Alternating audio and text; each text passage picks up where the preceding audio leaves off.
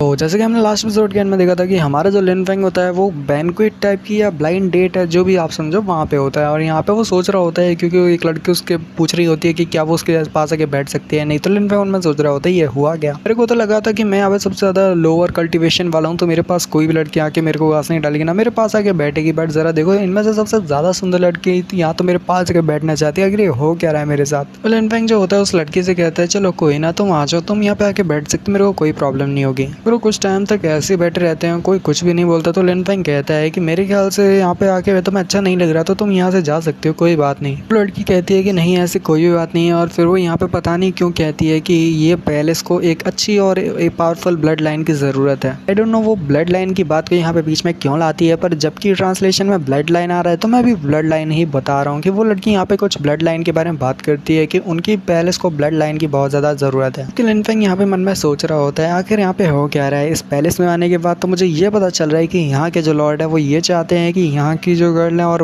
बाकी के जो जीनियसेस लोग हैं तो आपस में एक दूसरे के साथ ऐसे चीज़ें करें और जिनकी वजह से ब्लड लाइन उनकी आगे जाए। तो फिर भला वो ऐसा क्यों करें, उनके पास अलग भी बहुत सारे तरीके हैं जिससे वो अपनी ब्लड लाइन को आगे बढ़ा सकते हैं। पर भला ये कैसा तरीका हुआ। लिन बोलता है अच्छा मैं समझ गया तुम क्या कहना चाहती हो। जबकि यहाँ पे वो लड़की बहुत ज़्यादा ब्लश कर रही होती है। ब्लश करते हुए लिन फेंग से कहती है कि तुम्हारा क्या ख्याल है हम दोनों के बारे में, क्यों ना हम दोनों ही इस काम को शुरू करें। लिन फेंग शर्माने लगते और कहते क्या तुम वाकई में चाहती हो कि हम दोनों ये काम करें और शुरुआत करें इसकी। लड़की यहाँ पे शर्माते हुए कहती है कि हाँ वैसे कोई इसमें प्रॉब्लम नहीं है, भले तुम्हारी कल्टीवेशन लो है पर इससे कोई फर्क नहीं पड़ता, हमारी ब्लड लाइन बहुत ज़्यादा खास और अच्छी होगी और यहाँ पे हमारी ब्लड लाइन इतनी भी ज़्यादा बुरी नहीं होगी और एकदम परफेक्ट होगी। लिन फेंग कहता है मेरे को ऐसा लग रहा है तुम अपने आप को फोर्स कर रहे हो, तुम्हें यहाँ पे अपने आप को फोर्स नहीं करना चाहिए, तुम यहाँ पे फोर्सफुली लगता है जैसे तुम मेरे साथ अपनी ब्लड लाइन को आगे बढ़ाना चाहती हो। बट तुम्हें यहाँ पे उस बंदे को ढूंढना चाहिए, उसको ढूंढना चाहिए जिसको तुम एक्चुअली लाइक करती हो। लड़की यहाँ पे शर्माते हुए कहती है कि इस पैलेस की वुमेन होने के नाते मेरे को यहाँ पे ऐसा तो नहीं है कि मैं अपने लिए वैसा कर सकूँ, मैं अपने लिए एक जिसको मैं चुन सकती हूँ मैं उसी को चुन रही हूँ, मैं यहाँ पे कोई भी फोर्स वगैरह नहीं कर रही। और हमारे पास इतनी भी सारी चॉइसेस नहीं होती कि हम अपने लिए इतनी सारी चॉइस कर सकें और चुन सकें। और वो यहाँ पे बोलती है कि उसे एक्चुअली मैं लिन फेंग ही पसंद है क्योंकि भले ही उसकी कल्टिवेशन लोअर है पर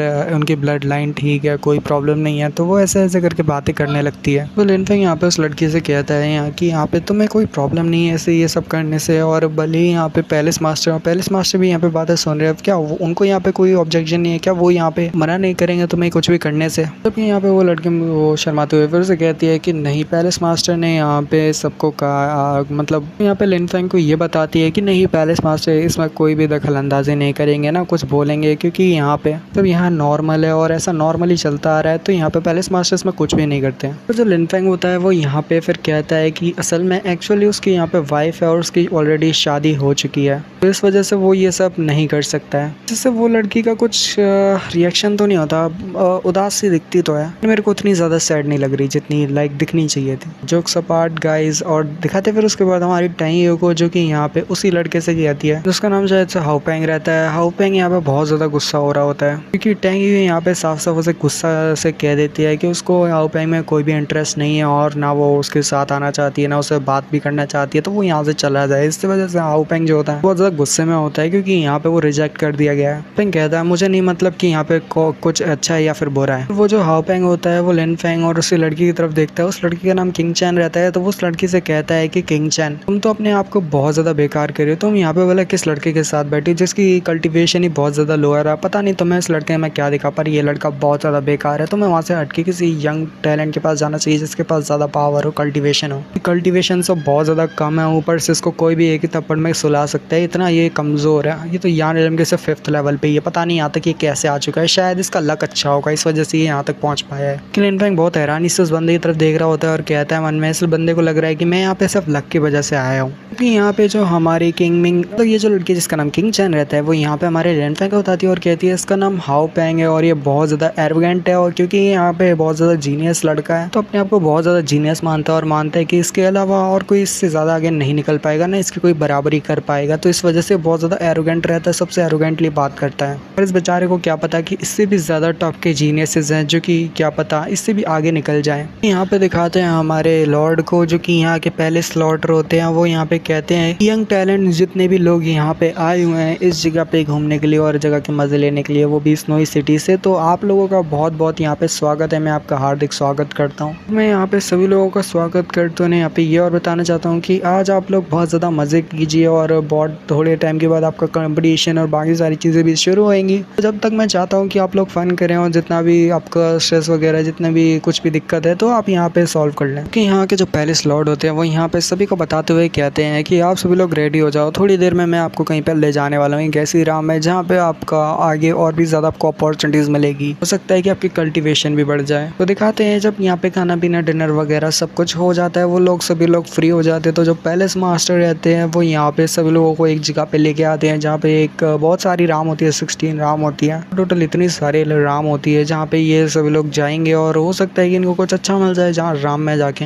इनफैक्ट पता नहीं यहाँ पे किस प्रीस्ट को लाता है, पर वहाँ पे वो मतलब यहाँ पे वो कहता है प्रीस्ट का नाम लेते हुए कि क्या इस जगह को प्रीस्ट ने क्रिएट किया है, वाकई में इस स्पेस को और इतनी सारी राम को उस प्रीस्ट ने बनाया है। वाकई में ये है तो बिल्कुल एक अनदर राम की तरह, यानी कि एक अलग ही राम की तरह है, मतलब सॉरी एक अनदर स्पेस की तरह है जहाँ पे मैं किसी और ही स्पेस में खड़ा हुआ हूँ, जहाँ पे मून है, लाइट है, सन है और बहुत सी चमकती हुई चीज़ें जैसे कि स्टार्स वगैरह होते हैं। साथ ही यहाँ पे नाइट हो रही है और बाकी सारी चीज़ें भी है। यहाँ पे ये सारी चीज़ें आई कैसे और यहाँ पे इस पूरे स्पेस को बनाया किसने, इसका क्रिएटर कौन है, वो जो भी इंसान है वो बहुत ज़्यादा पावरफुल है, पता नहीं उसकी कल्टीवेशन लेवल क्या होगी। फिर लिनफेंग बताता है पहले भी मैं शायद एक मतलब एक स्पेस में जा चुका हूँ जो भी एक अलग स्पेस है। वह बोलता है कि वो ऑलरेडी एक अनदर स्पेस में जा चुका है, वो भी बहुत पहले से, और ये बिल्कुल उसी की तरह है पर उससे थोड़ा डिफरेंट है। यहाँ पे जो हमारे पहले स्लॉट होते हैं वो सभी लोगों से कहते हैं कि यहाँ पे टोटल 16 डोर है, 16 डोर के दूसरी तरफ एक अलग राम है जिसके अंदर जाना है, तो आपको अपॉर्चुनिटीज़ मिल जाएं और बहुत सी पावरफुल चीज़ें मिल सकती है। जितने भी डोर हैं उनके पास वहीं पे उनका जेड की का नंबर लिखा हुआ है, जिसकी वजह से वो आपको यहाँ पे पता चल जाएगा कि आपका डोर कौन सा है, देन आप उसके अंदर जाओगे और आपको उसी के हिसाब से अपनी रैंक के हिसाब से अपॉर्चुनिटीज़ मिलेगी।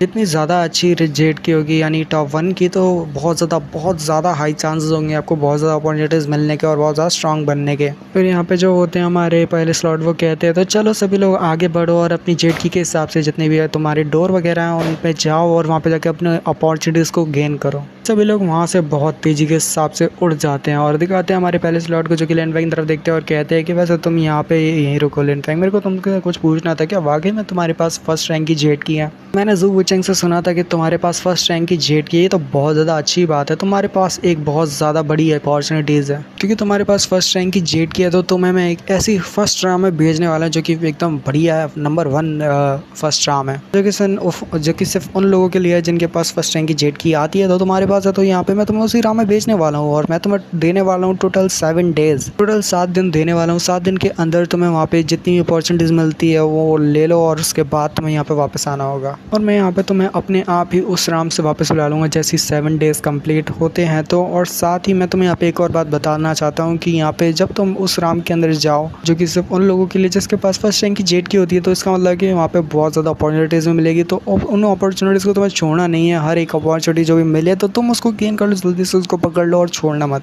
कि ऐसी अपॉर्चुनिटी ज़िंदगी में सिर्फ एक बार आती है, तो तुम्हें यहाँ पे जल्दी से उसको गेन और पकड़ लेना चाहिए। और वो जगह तुम्हारी करंट कल्टीवेशन के लिए बिल्कुल ठीक है, यहाँ तक कि आगे आने वाली फ्यूचर के लिए भी तुम्हारे लिए बहुत ज़्यादा बेहतर रहेगी। हो सकता है कि अगर तुम्हें उसके अंदर जाके ऐसी चीज़ मिले जिससे तुम्हारा फ्यूचर पूरी तरह से बदल जाता है और तुम पूरी तरह से टॉप के जीनियस बन जाते हो, तो क्या पता तुम्हारी कल्टीवेशन अंदर जाने के बाद इतनी ज़्यादा बढ़ जाए कि आगे तुम्हारे फ्यूचर में आने वाले जो तुम्हारे एनिमी होंगे तुम उनको भी आराम से हरा सकते हो। इनफैक्ट यहाँ पे पैलेस मास्टर के सामने झुकता है और कहता है कि पैलेस मास्टर का बहुत ज़्यादा शुक्रिया जो आपने यहाँ पे मेरे को ऐसी अपॉर्चुनिटीज़ दी है, मतलब अपॉर्चुनिटी दी है, तो मैं इसको तो बिल्कुल नहीं छोड़ने वाला। फिर यहाँ पे पैलेस मास्टर कहते हैं तो चलो लिनफेंग आगे बढ़ो, तुम्हारी जो भी अपॉर्चुनिटी तुम्हें मिलती है उस डोर के दूसरी तरफ जाके तो उसको गेन कर लेना और जितना जल्दी हो सके। तो तुम्हारे पास टोटल 7 डेज है और 7 डेज के बाद मैं तुम्हें वापस बुला लूँगा। कि यहाँ पे जो हमारे पैलेस मास्टर रहते हैं जब वो लिनफेंग चला जाता है तो वो यहाँ पे कहते हैं हाओपेंग से, हाओपेंग चलो तुम मेरा यहाँ पे एक काम करो, ज़ू पूछेंगे उन्हें यहाँ पे जल्दी से बुला के लाओ। जबकि हाओपेंग कहता है यस पैलेस मास्टर, जैसा आप कहते हो बिल्कुल वैसे ही होगा। और वो लिनफेंग की कल्टीवेशन के बारे में ही सोच रहे होते हैं और कहते हैं यानवू रिल्म के 5th लेवल। हाँ,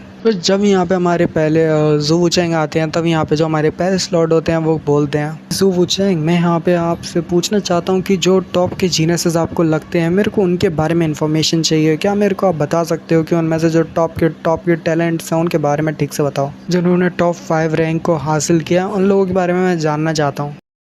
तो जो हमारे ज़ुबुचेंग रहते हैं वो कहते हैं पहले स्मार्ट से क्यों नहीं, मैं आपको सारी इन्फॉर्मेशन देता हूँ। और यहाँ पे वो कहते हैं कि यहाँ पे तीसरे और चौथे नंबर पे जो वो लोग आते हैं वो बहुत ज़्यादा स्ट्रॉन्ग और पावरफुल हैं और यहाँ के टॉप के टैलेंटेड हैं। पता नहीं कैसे वो तीसरे और चौथे नंबर पे मतलब चौथी रैंक पे आ गए, वरना हो सकता था कि वो फर्स्ट और सेकंड रैंक के लायक होते हैं। ये दोनों ही नाम जो वो लेते हैं वो होते हैं कैंग चियान ब्लड एम्परर और साथ ही डुआन वुडाओ के। कैन कैन ब्लड एम्परर डुआन वुडाओ की बताते हुए यहाँ पे कहते हैं हमारे ज़ुबुचेंग कि ये दोनों ही बहुत ज़्यादा टॉप के टैलेंट और बहुत ज़्यादा पावरफुल है। नहीं कैसे ये थर्ड और फोर्थ रैंक पे आ गए, हो सकता था कि ये फर्स्ट और सेकंड रैंक पे भी आ सकते थे, पर ये हैं तो बहुत ज़्यादा पावरफुल और मैं इनकी पावर को जानता हूँ अच्छे से। दोनों ही बहुत ज़्यादा पावरफुल है और इनकी पावर के बारे में बात करें तो वो भी बहुत ज़्यादा है। यहाँ पे 5वें रैंक पे आता है वो है जन मोजी। जन मोजी के पावर के बारे में बात करें तो वो भी बहुत ज़्यादा स्ट्रांग है। वो बिल्कुल एक लाइट की तरह है, ऐसी अच्छाई की लाइट जो कि अच्छाई की तरफ ले जाती है। जितना भी ईवल टाइप की पावर और जितना भी ईवल ऑरा है उसको यहाँ पे सप्रेस कर सकता है और उसके पास ये पावर है कि उसके सामने कोई भी ईवल पर्सन ठीक से रेजिस्ट नहीं कर सकते, यानी कि उसके सामने खड़ा नहीं रह सकता, क्योंकि जन मोजी की पावर बहुत ज़्यादा है। ज़ुबुचेंग होते हैं वो यहाँ पे बोलते हैं। वैसे यहाँ पे एक और पर्सन था जो कि मेरे को यहाँ पे बहुत ज़्यादा पावरफुल और बहुत ज़्यादा अच्छा लगा, वो भी जीनियस था, जिसका नाम डेडवुड तो है, वही वाइट वाला लड़का। ज़ुबुचेंग उसका जिक्र करते हैं और कहते हैं कि वो लड़का भी बहुत ज़्यादा स्ट्रॉन्ग था, मेरे को भी बहुत ज़्यादा अच्छा लगा, उसकी कल्टिवेशन भी ज़्यादा थी। और यहाँ पे एक प्रॉब्लम थी कि उसका रैंक 10th पे आते, यानी वो 10th रैंक पे था, उसके पास 10th रैंक की जेट की थी। ज़ुबुचेंग जो होते हैं वो यहाँ पे जिक्र करते हैं अब युनफियांग का। युनफियांग के बारे में बताते हुए कहते हैं कि युनफियांग भी बहुत ज़्यादा पावरफुल है।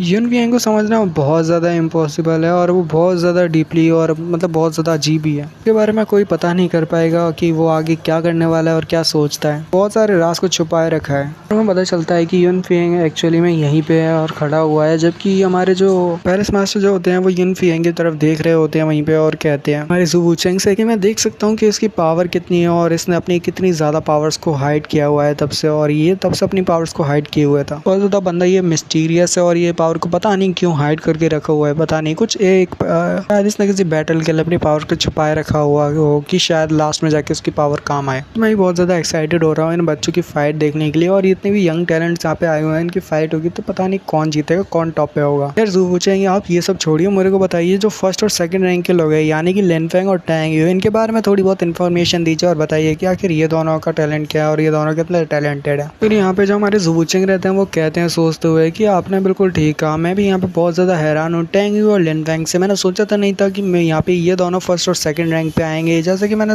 पहले से ही इमेजिन किया हुआ था हमारे कैंग चियान ब्लड एम्परर और साथ ही डुआन वुडाओ की पावर को देखते हुए कि मेरे को लगा था वो दोनों फर्स्ट और सेकंड रैंक पे आएंगे, पर ये दोनों आ गए। और बात करें टैंग यू की पावर की तो वो भी बहुत ज़्यादा पावरफुल है, जबकि वो यहाँ पे ऐसे अपने क्लोन को बनाती है कि क्या बताऊँ भाई। यानी उसकी जो क्लोन बनाने की मेथड है जिससे वो अपने क्लोन बना सकती है वो बहुत ज़्यादा पावरफुल है, यानी कि किसी को पता ही नहीं चलेगा कि वो कितने क्लोन बनाती है। बात करें टैंग यू की स्केल की तो वो भी बहुत ज़्यादा अच्छी है और ऊपर से उसकी जो यानी कि उसकी जो स्ट्रेंथ है वो भी बहुत ज़्यादा है। पहले इस मास्टर फिर यहाँ पे लिनफेंग के बारे में पूछते हैं तो यहाँ पे जो हमारे ज़ुबुचेंग रहते हैं वो कहते हैं कि अच्छा लिनफेंग। बात करें उस इंसान की जिसके बारे में मैं सोचते ही बहुत ज़्यादा हैरान हो जाता हूँ और मैं सोचता हूँ कि भला ये बंदा इतना ज़्यादा स्ट्रॉन्ग कैसे हो सकता है। उसके बारे में सोच नहीं सकते कि उसने यहाँ पे कितनी सारी चीज़ों को छुपाए रखा है। उसके साथ पास हो सकता है बहुत से ट्रम्प कार्ड जो कि अभी तक उसने अपना छुपा के रखे हुए हैं। उस लड़के की कल्टिवेशन वो यानवू रिलेम के 5th लेवल पे है, पर ज़रा देखो वो अपने से भी ज़्यादा हायर लेवल के बंदों को इजीली हरा सकता है। उसके पास ऐसे स्किल हैं और ऐसे कार्ड्स हैं जिनकी वजह से वो आसानी से अपने सामने वाले यानवू रिलेम के भले ही कोई 7th या 6th लेवल पे भी होगा उसको आसानी से हरा सकता है। भले ही वो बहुत ज़्यादा यंग है और बहुत ज़्यादा यंग टैलेंट है, पर उसका पोटेंशियल बहुत ज़्यादा है, वो बहुत ज़्यादा पोटेंशियल है। क्योंकि हमारे जो पैलेस मास्टर होते हैं वो बहुत ज़्यादा मुस्कुरा रहे होते हैं और फिर वो कह रहे होते हैं यही मतलब हमारे ज़ुबुचेंग से कि तो बहुत ज़्यादा इंटरेस्टिंग है, एक बंदा जो कि यानवू रिलेम के 5th लेवल पे है और कुछ ऐसे ट्रम्प कार्ड और ऐसी पावर्स का यूज़ करते हुए अपने से ज़्यादा हायर लेवल के बंदे को हरा सकता है, यानी कि यानवू रिलेम के 5th लेवल का बंदा 7th लेवल के बंदे को हरा सकता है। जबकि हमारे जो पैलेस मास्टर रहते हैं वो कहते हैं कि ये तो बहुत ज़्यादा एक अच्छी बात है कि वो बहुत ज़्यादा स्ट्रॉन्ग है, यानवू रिलेम के 5th लेवल पे रहते हुए 7th लेवल के बंदे को ईजिली हरा सकता है। तो ज़ुबुचेंग में आपसे एक और सवाल पूछे जाता हूँ कि जब हम ये जो लिनफेंग नाम का बंदा है ये जब इस राम के अंदर जाएगा जिसकी उसको मैंने राम दिखा दी, यानी कि फर्स्ट रैंक की राम, जब ये बाहर आएगा तो मुझे बहुत ज़्यादा हैरानी हो रही है और बहुत ज़्यादा इंटरेस्ट जाग रहा है कि भला इसका लेवल कितना होगा जब ये यहाँ पे बाहर निकलेगा। क्योंकि यहाँ पे जो हमारे जो वुचैंग रहते हैं वो कहते हैं कि इसके बारे में मैं कुछ नहीं कह सकता, ये बंदा बहुत ज़्यादा मिस्टीरियस है, उसके लक और इसका साथी पोटेंशियल बहुत ज़्यादा है, ऊपर से लड़का बहुत ज़्यादा समझदार है, पता नहीं ये कितना ज़्यादा आगे तक जाएगा। कल्टिवेशन देखी जाए इतनी कम कल्टिवेशन के साथ ये 7 लेवल के बंदे को इजीली हरा सकता है। तो जब ये राम से बाहर निकलेगा 7 दिनों के अंदर, तो 7 दिन के बाद जब ये राम से बाहर निकलेगा तो शायद ये 8 लेवल के बंदे को इजीली हरा देगा, यानी कि 91 लेवल के 8 लेवल के बंदे तक को आसानी से हरा सकता है। जबकि हमारे जो पेरिस मास्टर होते हैं वो यहाँ पे बहुत ज़्यादा मुस्कुराते हुए कहते हैं कि ज़ू वुचैंग क्यों ना मियाँ यहाँ पे इसकी बहुत ज़्यादा हेल्प करो इसकी स्किल को आगे बढ़ाने में और उसको स्ट्रॉन्ग बनाने में। जबकि ज़ू वुचैंग बहुत ज़्यादा हैरान होते हैं और कहते हैं पेरिस मास्टर आप ये क्या कह रहे हो। फिर जो हमारे पेरिस मास्टर रहते हैं वो यहाँ पे किंग चैन से कहते हैं कि किंग चैन मैंने देखा था कि तुम और लिन फेंग बहुत ज़्यादा क्लोज थे और आपस में बैठ के आराम से बात कर रहे थे नॉर्मली एज अ फ्रेंड के तौर पे। जैसे कि तुमने देखा होगा कि लिन फेंग के पास फर्स्ट रैंक की जेट की ऊपर से उसका जो फ्यूचर है वो लिमिटलेस है, ऊपर से वो बहुत ज़्यादा पावरफुल भी है, तुम्हारे लिए ये बिल्कुल ठीक होगा। जबकि जो किंग चैन होती है वो कहती है ठीक है पेरिस मास्टर जैसा आप कहते हो मैं अपना बेस्ट करूंगी। यहाँ पे क्या बातें हो रही है बट जो भी हो रही है हमें वो फ्यूचर में पता चलेगी। क्योंकि यहाँ पे जो पेरिस मास्टर होते हैं वो उन्हीं सभी लोगों के बारे में सोचते हुए कह रहे होती है कि ये सभी लोग बहुत ज़्यादा आउटस्टैंडिंग टॉप टैलेंट्स है, अभी ये लोग बहुत ज़्यादा आगे तक जाएंगे तो हमारे पेरिस को भी इससे बहुत ज़्यादा फायदा होगा। जैसे ये सभी लोग स्नोई सिटी के टॉप के टैलेंट्स है जो कि अलग अलग जगह से आए और बहुत ज़्यादा टॉप के टैलेंट्स है, तो सब फायदा तो होगा ही होगा। ये ऐसी बहुत ज़्यादा स्ट्रॉन्ग बनते रहे तो बहुत ज़्यादा हमें फ़ायदा होगा और हमें बहुत से ऐसे पावरफुल वेपन्स मिलेंगे। हो सकता है ये सभी लोग आगे जाके हमारे लिए बहुत ज़्यादा बेस्ट वेपन बन जाए। पेरिस मास्टर कहते हैं उन सभी लोगों से जो कि यहाँ पे उनके साथ होते हैं, तो वो उन सभी लोगों से कहते हैं कि आप इस बात को डिनाई नहीं कर सकते, अगर आप उनके हार्ट्स को बना लेते हो अपना, उनके हार्ट्स को कैप्चर कर लेते हो तो फिर ये पैलेस में आपके लिए और बाकी लोगों के लिए ठीक रहेगा। सभी लोग पेरिस मास्टर से कहते हैं ठीक है पेरिस मास्टर जैसा आप कहते हैं वैसे ही ठीक है। जबकि यहाँ पे जो पेरिस मास्टर रहते हैं वो ज़ू वुचैंग से कहते हैं ज़ू वुचैंग तो जैसे कि तुम्हें पता है कि यहाँ पे क्या करना है और मैंने तुम्हें क्या बताया तो बिल्कुल वैसे ही करना है जैसे कि मैंने तुम्हें बता दिया है, तो पता है कि तुम्हें आगे क्या करना है। जबकि ज़ू वुचैंग यहाँ पे कह रहे होते हैं मन में कि मेरे को पता है कि यहाँ पे क्या करना है। ज़ू वुचैंग यहाँ पे कहते हैं पर क्या वाकई में यहाँ पे पेरिस मास्टर चाहते हैं कि मैं लियू किंग को बोलूँ कि वो यहाँ पे लिन फेंग की हेल्प करे, पता नहीं लियू किंग कौन है और हमें आगे पता चलेगा। इसके लिए सिर्फ जो ज़ू वुचैंग रहते हैं वो कहते हैं जैसे कि पेरिस मास्टर चाहते हैं कि मैं लियू किंग से बोलूँ कि वो यहाँ पे लिन फेंग की हेल्प करे जब वो लिन फेंग उस राम के अंदर एंटर करे। ठीक है मैं वैसे कहता हूँ जैसा पेरिस मास्टर बोल रहे हैं। नेक्स्ट सीन लिन फेंग की राम का होता है जहाँ पे लिन फेंग गया होता है क्योंकि लिन फेंग के पास थी फर्स्ट रैंक की जेट की, तो इस वजह से उसको जाना था ऐसी राम में जिसका रैंक फर्स्ट रैंक हो। तो लिन फेंग फर्स्ट राम में जाता है जो कि बहुत ज़्यादा अजीब ही होती है, पूरी तरह से वो डेजर्ट टाइप की होती है जहाँ पे पूरी तरह डेजर्ट होता है। लिन फेंग यहाँ पे बहुत ज़्यादा कंफ्यूज होता है और कह रहा होता है भले ये क्या बात हुई भाई, ये तो पूरा डेजर्टेड एरिया और यहाँ पे बोला मैं कल्टीवेट कैसे करूँगा, यहाँ तो कल्टीवेट करना छोड़ो, मेरे को यहाँ पे भला अपॉर्चुनिटीज कैसे मिलेगी जिससे मैं यहाँ पे स्ट्रॉन्ग बनते बहुत ज़्यादा आगे तक जाऊँ। ऊपर से यहाँ पे इस जगह को देख के लग रहा है जैसे ये बाहर की दुनिया से भी अलग है, ये राम पूरी तरह से ही अलग है। ऊपर से यहाँ पे कल्टीवेट करना भी मुश्किल है, तो पता नहीं मैं यहाँ पे इस फर्स्ट रैंक की राम में आके क्या कर रहा हूँ, जबकि यहाँ पे तो कुछ कल्टीवेट करने के लिए है नहीं है, ना तो यहाँ पे कोई अपॉर्चुनिटी है जिससे मैं स्ट्रॉन्ग बनूँ। जबकि लिन फेंग यहाँ पे कह रहा होता है खैर जो भी हो मेरे को लगता है कि शायद से मेरे को यहीं पे कल्टीवेट करने की प्रैक्टिस करनी होगी और यहीं पे कल्टीवेट करना होगा, क्या पता मैं शायद यहाँ पे स्ट्रॉन्ग बन जाऊँ। यहाँ पे लिन फेंग फिर एक ही जगह बैठ जाता है और ध्यान लगाने लगता है और कल्टीवेट करने लगता है एक ही जगह बैठ के। लिन फेंग यहाँ पे कल्टीवेट ही कर रहा होता है, अचानक से वहाँ से एक स्वॉर्ड निकलती है और लिन फेंग कहते हैं ये स्वॉर्ड तो बहुत ज़्यादा पावरफुल है और पहले ये स्वॉर्ड यहाँ पे कैसे आ गई। ये जो स्वॉर्ड होती है शायद से लिन फेंग के अंदर से ही बाहर निकली होती है। लिन फेंग जो होता है हमारा उस स्वॉर्ड की तरफ ही देख रहा होता है, फिर उस स्वॉर्ड की तरफ देखता है, उसकी पावर को सेंस करते हैं और कहता है कि ये इल्यूजन नहीं है, पर यहाँ पे ये जो स्वॉर्ड है ये बहुत ज़्यादा पावरफुल और साथ ही बिल्कुल रियल टाइप का लग रहा है, ऐसा लग रहा है बिल्कुल एक तलवार मेरे सामने खड़ी है जो कि बहुत ज़्यादा पावरफुल है। उनमें कह रहा होता है कि भला ये क्या, ये स्वॉर्ड यहाँ पे अचानक से बाहर निकल गई और ऊपर से जो मेरे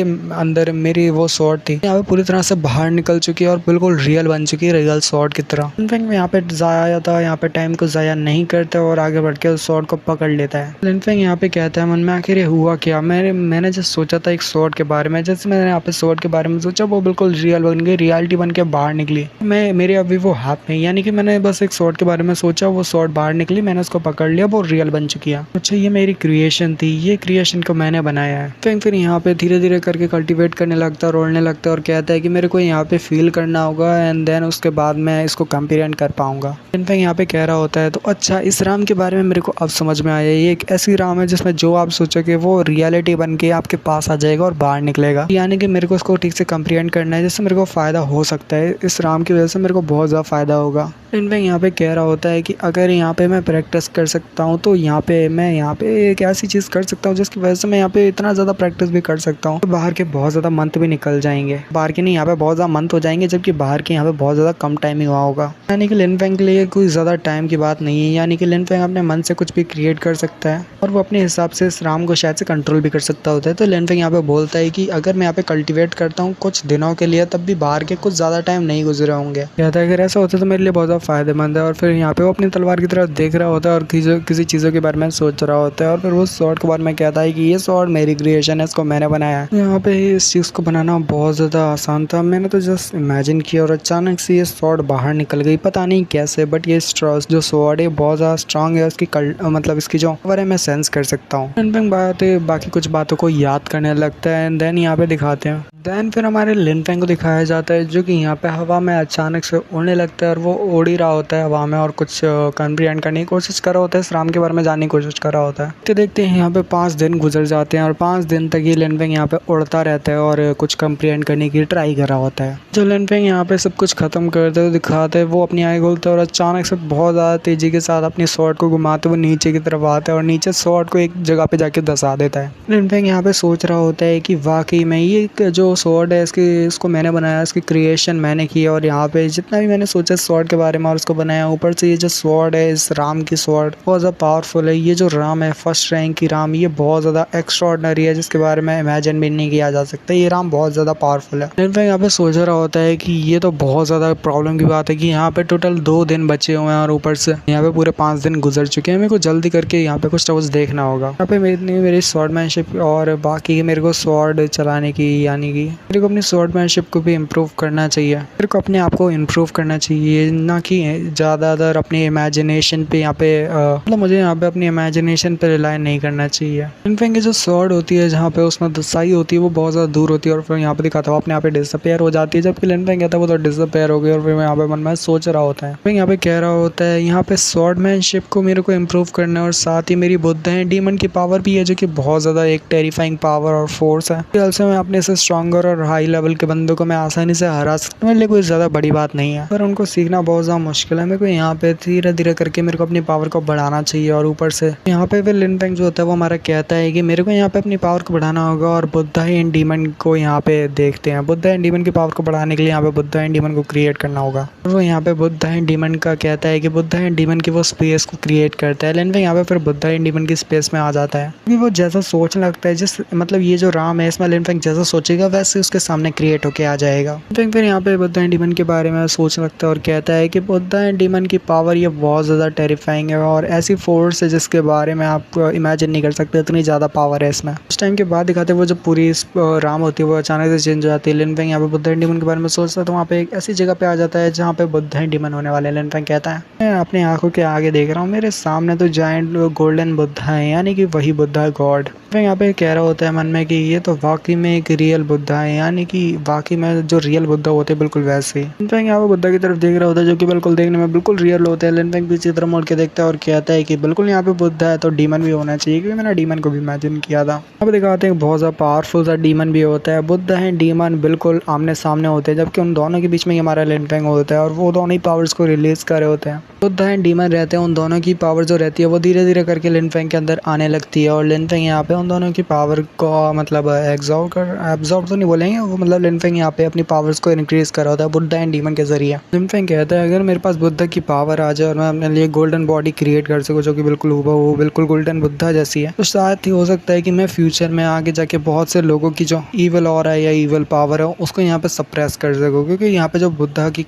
काम ही है ये, मतलब बुद्धा का काम ही ये होता है कि वो ईवल ऑरा जितना ईवल जैसी चीज़ें हैं उसको यहाँ पे सप्रेस कर सकता है। नहीं मेरे पास ऐसी पावर आने पे मैं कितना ज़्यादा पावरफुल हो जाऊंगा अगर मेरे पास इतनी पावर आ जाती है। तो लिन यहाँ मैं सोच रहा होता है कि ये मैटर नहीं करता कि बुद्ध एंड डीमन की पावर कितनी है, बल्कि ये मैटर करता है कि ये दोनों पहले ह्यूमन थे और उससे ट्रांसफॉर्म होकर आगे बढ़े हैं। तो कहता है मन में कि ये दोनों ही बहुत ज़्यादा पावरफुल हैं, ये दोनों ही गॉड हैं एक तरह से, और ये दोनों की मतलब जो पूजा है वो लोग करते हैं और ये दोनों ही बहुत ज़्यादा पावरफुल हैं। तो ऐसे सारे लोग यहाँ पे इन दोनों की पूजा ही करते हैं। लिन फेंग जो होता है जायंट बुद्धा के सामने खड़ा हुआ था, स्टैचू के सामने, और यहाँ पे स्टैचू एरियल है पता नहीं पर मैं स्टैचू कह दे रहा हूँ। तो लिन फेंग उसके सामने खड़ा हुआ होता है। मैं उनमें कह रहा होता है कि जो बुद्धा एंड डीमन की पावर है, इससे मैं सेंस कर सकता हूँ कि कोई पावर है इनके पास जो यहाँ पे मेरे को सेंस हो रही है और ये बहुत ज़्यादा है। उनमें कहता है और मेरे को भी यहाँ पे तो एक पावर मिली है और जिसकी वजह से हो सकता है जब मैं यहाँ पे बाहर निकलूँ तो मेरे को वो पावर को मैं यूज़ कर सकता हूँ, मैं सेंस कर सकता हूँ वो पावर को जो मेरे अंदर फ्लो हो रही है। दिखाते हैं 1 डे लेटर, यानी कि एक दिन बाद दिखाते हैं हमारा लिन फेंग अपनी स्वॉर्डमैनशिप को इम्प्रूव कर रहा होता है और अपनी जो तलवारबाजी की स्किल्स को प्रैक्टिस कर रहा होता है। लिन फेंग कहता है जी जितने भी ईवल स्वॉर्ड है और जितनी भी ये 7 या पता नहीं कितनी ईवल स्वॉर्ड होती हैं, वो कहते हैं कि जितनी भी ईवल स्वॉर्ड है ये सारी मेरी इमेजिनेशन है और मैं यहाँ पे इनको यहाँ पे अपनी मर्जी कंट्रोल कर सकता हूँ, ना कि ये मेरे को कंट्रोल कर सकती हैं। तो मैं इन सब पे कंट्रोल हासिल करते हुए इन सबको अपने यूज़ में लाऊंगा और जब मेरी मर्जी होगी मैं तभी इनका यूज़ करूँगा। वैसे तो ये स्वॉर्ड बहुत ज़्यादा पावरफुल है और डीमोनिक है, जिसकी वजह से मैं यहाँ पे इनको अपनी मनमर्जी कंट्रोल नहीं कर पाता जब मैं बाहर होता हूँ, पर फिलहाल के लिए मैं यहाँ पे इनके पास जाके कल्टिवेट कर सकता हूँ, यानी कि इनको अपनी मनमर्जी बाहर निकाल सकता हूँ, क्योंकि मैं अभी ऐसी राम में हूँ जिसकी मर्जी मतलब जिसके